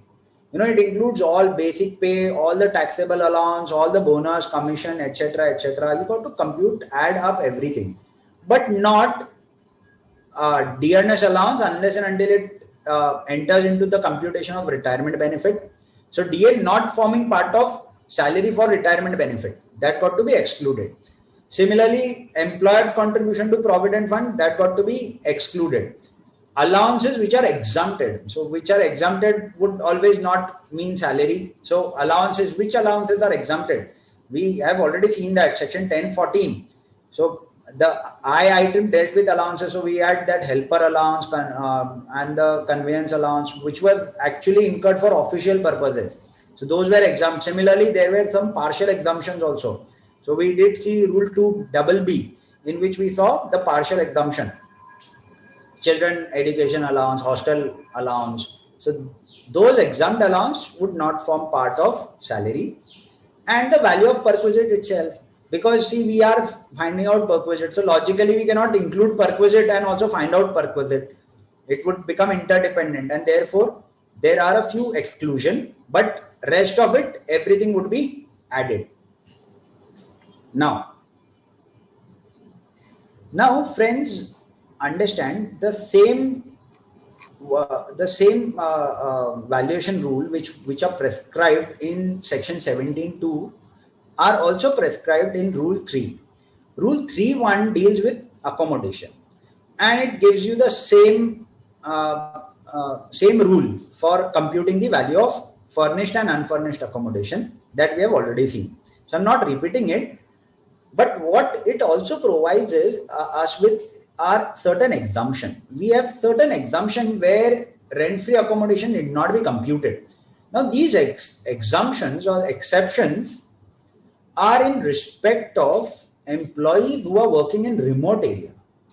So like if an employee is working too remote and there are no housing accommodation, or let's say, he's working in high seas, an employee who is working in high seas, you will have to give him accommodation. If he's employed in a mine, very remote, in that case, he got to be given with some accommodation. So those employees who are working in a remote area on a mining site or an oil exploration site, project execution site, dam site, power generation, offshore site, if any accommodation is provided to such employees on such sites, in such a case, the valuation of perquisite would not be done because they don't have an option but to take a residence there. Provided the condition is provided the accommodation is temporary in nature, less than 800 square feet and located at a distance of 8 kilometers or more of the municipal limits. Now, this is something that you have seen, when you dealt with exempt income. So when you were dealing with agricultural income, you saw this located at a distance of 8 kilometers or more. So this is important. It should be beyond 8 kilometers of the municipal limit and it should be temporary in nature for an employee who is working on a remote location on any of these sites, mining, oil exploration, project execution, etc. Or it is located in a remote area. So it is a temporary accommodation on any of the sites beyond 8 kilometers of the municipal limit, essentially in rural area, or located in a remote area. Now, what is remote area? Remote area is something they say which is 40 kilometers away. 40 kilometers away from a town having population of exceeding 20,000. Right. So this is those employees working in remote area. For them, the accommodation is not to be valued. Similarly, the next exception is an employee who is on transfer. So he's on transfer. What he does, let's say an employee is transferred from Mumbai to Delhi. What would happen? He would not take all his belongings immediately. First, he'll go to Delhi, search for an accommodation, or would have an accommodation there. He would take that accommodation in his possession, go back to Mumbai, take all his belongings, and then put it into his accommodation in Delhi. Now, it could so happen for some period of time, he might have two accommodations. One at Mumbai, the other is at Delhi. Because of transfer, if he has got two accommodation, perquisite of only one such accommodation would be added and the other would be exempted, right? So perquisite is added only for one accommodation with a lower value. So they did not put in any dispute. They said, okay, lower value accommodation up to 90 days. Only up to 90 days. So not more than 90 days. If you're keeping both the accommodation perpetually, you are going to be taxed in respect of both. And this is available only in case of transfer. Similarly, exception for government employee working on deputation. So sometimes what happens, government employees are sent on deputation for a particular, revival. Let's say an IS officer who is on deputation with BSNL. He wants to revive BSNL. Now, whether perquisite got to be calculated as per the license fee of the government, or whether it is to be taken as per 15% of salary that he draws. So it depends. In such a case, they have clarified that in case of a government employee working on deputation, it would be the amount of accommodation of such other body where he is on deputation, right? So these are the three exceptions, but otherwise all the rules are same. What the only distinction between unfurnished and furnished is this 10% per annum of cost in respect of furniture and fittings, which got to be added. Let the amount recovered. In all the cases, whatever is recovered from the employee got to be reduced. Right? I hope you're getting it. Let's take up a few MCQs therefore. See here. Harry is a CEO. Okay, just give me a second. Yes. Harry is a CEO of Hogwarts and he draws a salary of 10 lakh rupees per annum. So 10 lakh rupees is the salary given to us. We don't have to apply too much of mind whether to add DA, to subtract anything else. It is salary given to us. He is allotted rent-free accommodation at Mumbai on 1/4/2020. Now he's allotted rent-free accommodation, but he occupies. Now this is a thin distinction. You know, he was allotted, but he did not occupy. If he did not occupy, he did not benefit. If he did not benefit, nothing got to be added. Right? So mere allotment is not going to help. He should also occupy. So he's allotted rent-free accommodation on 1st of April, but then he occupies it from 1st of October. Until then, he prefers to stay with his uncle. Well, I don't remember the name of the uncle of Harry. Anybody, if he remembers, put it into the comment box. Occupies from 1/10/2020. Right? So what you got to do is you got to value perquisite only from 1/10/2020 and not from 1/4/2020. Now the relevant period salary got to be taken since his occupation. So you don't have to take salary for the entire year, but only for the relevant period. Yes. So first question is value of rent-free accommodation if Harry is provided an accommodation in Taj Hotels for which Hogwarts paid 3 lakh rupees for a stay.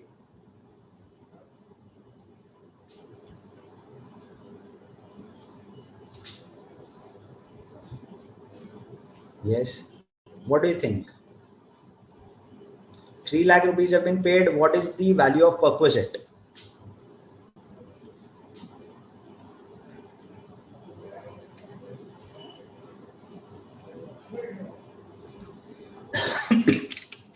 Sorry.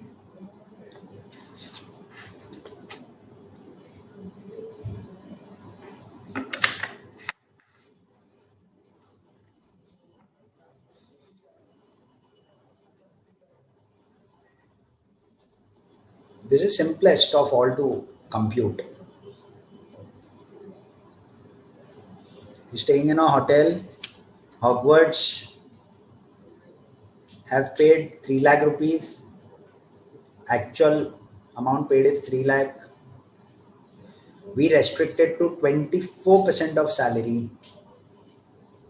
And therefore, what do you think is the answer?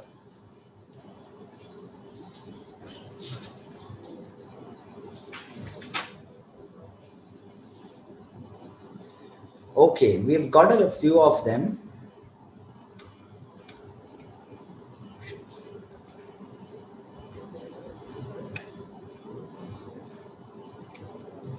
Absolutely. Kamal, what you say is right. Kamal, Khushi, yes.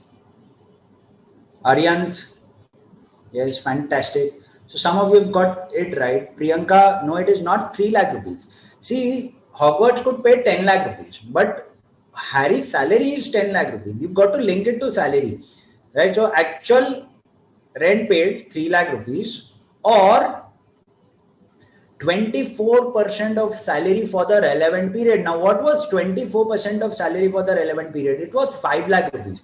See, from 1st of October 2020 to 31st of March means 6 months.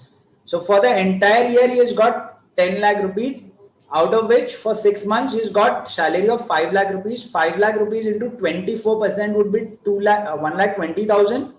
So 3 lakh rupees or 1 lakh 20,000, whichever is less. So yes, you're right. It is 1 lakh 20,000. So Mohan, it is not 2 lakh 40,000, but it is 12%, 24% of the relevant period and not for the entire year. He doesn't occupy it until 1st of October. Do not forget that. Now next.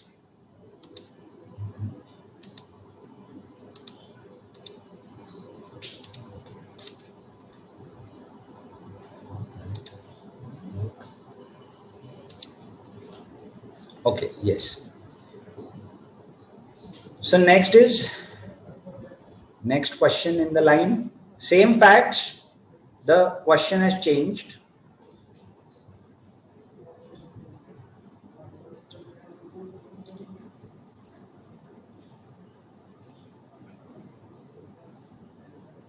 So Mohan, you are right with the Vernon part, but not with respect to 2,40,000. In the second case,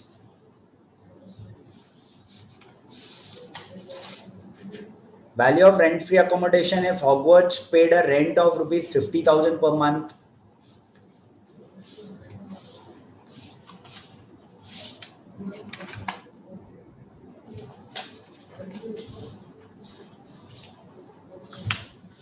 Now he is not staying in a hotel, but in a rent-free accommodation where Hogwarts is paying an actual rent of 50,000 rupees per month. He occupies it from October 2020.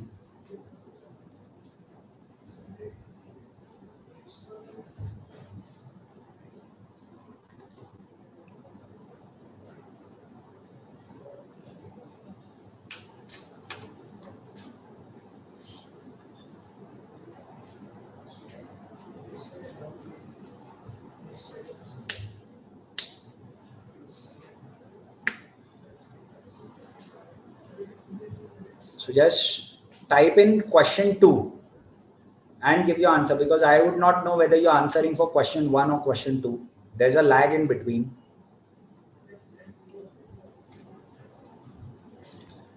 Well, I think we're short of time. I'll quickly take you through all the MCQs. So value of rent-free accommodation chargeable to tax in the hands of Mr. Harry if the rent is paid by Hogwarts was 50,000 per month. Hogwarts paid 6 lakh rupees. We are not concerned with what Hogwarts is paying. Only if Hogwarts is paying lesser than 15% of salary, then we would be concerned with what Hogwarts is paying. But then here, 15% of 5 lakh rupees would be 75,000. Since the accommodation is in Mumbai, which has a population of greater than 25 lakhs, we got to take up 15% of salary. And therefore, in case of the second question, 15% of salary would be 5 lakhs into 15%, 75,000, or 3 lakh rupees, which the Hogwarts has paid, right? Whichever is less. So that is question number 2.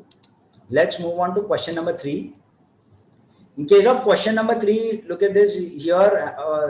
Harry has been given a rent-free accommodation chargeable if the house is owned by Hogwarts. Now, rent-free accommodation is given in a house owned by Hogwarts. Now here, you don't have actual rent paid by Hogwarts. What you have is only salary as the basis then, right? So salary as the basis, therefore, what would be the answer here? No amount is paid by Hogwarts.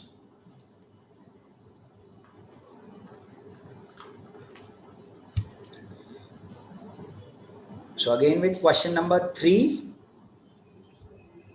well, I just can't let the question sink in. I'll share the answer. It should be C again. With accommodation which is owned by Hogwarts, it would be 15% of salary directly. Next. Value of rent-free accommodation if Harry is provided. Oh, sorry. I missed out on something, I guess. Okay. We started with this. All right. Let's move ahead. Now, value of rent-free accommodation if Harry is provided an accommodation in Taj Hotels with Hogwarts paying rupees 1 lakh for the period of stay. So now 1 lakh rupees is paid instead of 3 lakh rupees earlier. 1 lakh rupees is paid.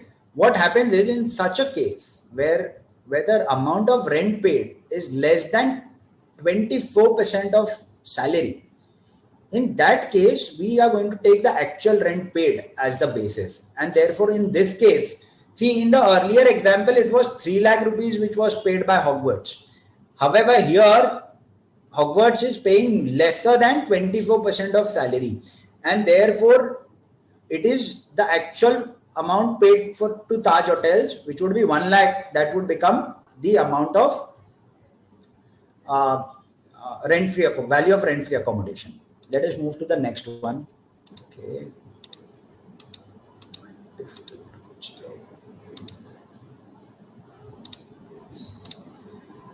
Right. So I hope you are getting the concept in its entirety. Rent-free accommodation. Simple to understand. See, look, last MCQ for the day. Value of rent-free accommodation. Have we completed this? Value of rent-free accommodation chargeable to tax in the hands of Harry if Hogwarts pays a rent of 5,000 per month. Yes, we did not take this.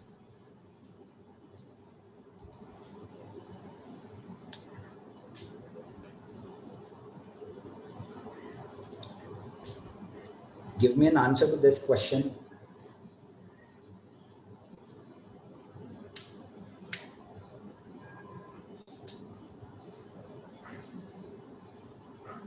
Let's see who gives it correctly.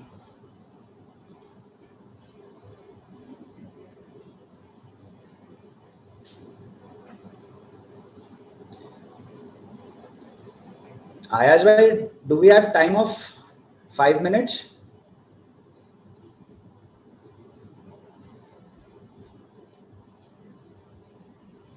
Another 5 minutes, can I take it?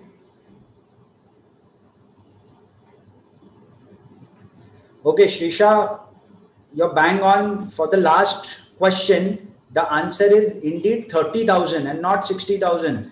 Do not miss it out. See here, he has occupied the house for 6 months only. So it would be 6 into 5,000 per month. That is 30,000 and not 60,000. Right. So this brings us to the end of rent-free accommodation. One of the very important areas when it comes down to a problem on salary. What you got to find out is the distinction between rent-free accommodation and house rent allowance. Sometimes, house rent allowance is generally found to be more beneficial because here, if you check the valuation aspect, it is 15% of salary inclusive of all the allowances, etc. When it comes down to rent-free accommodation, 1013A provides for a definition of salary which includes only basic plus DA plus commission, right? And therefore that is at times more beneficial. But if you are residing in a small town, there 7.5% of salary could be lesser. So it depends from case to case basis. But then practically you can always plan it off whether to go for a rent-free accommodation or whether to take up house rent allowance, provided the employer is giving you the option.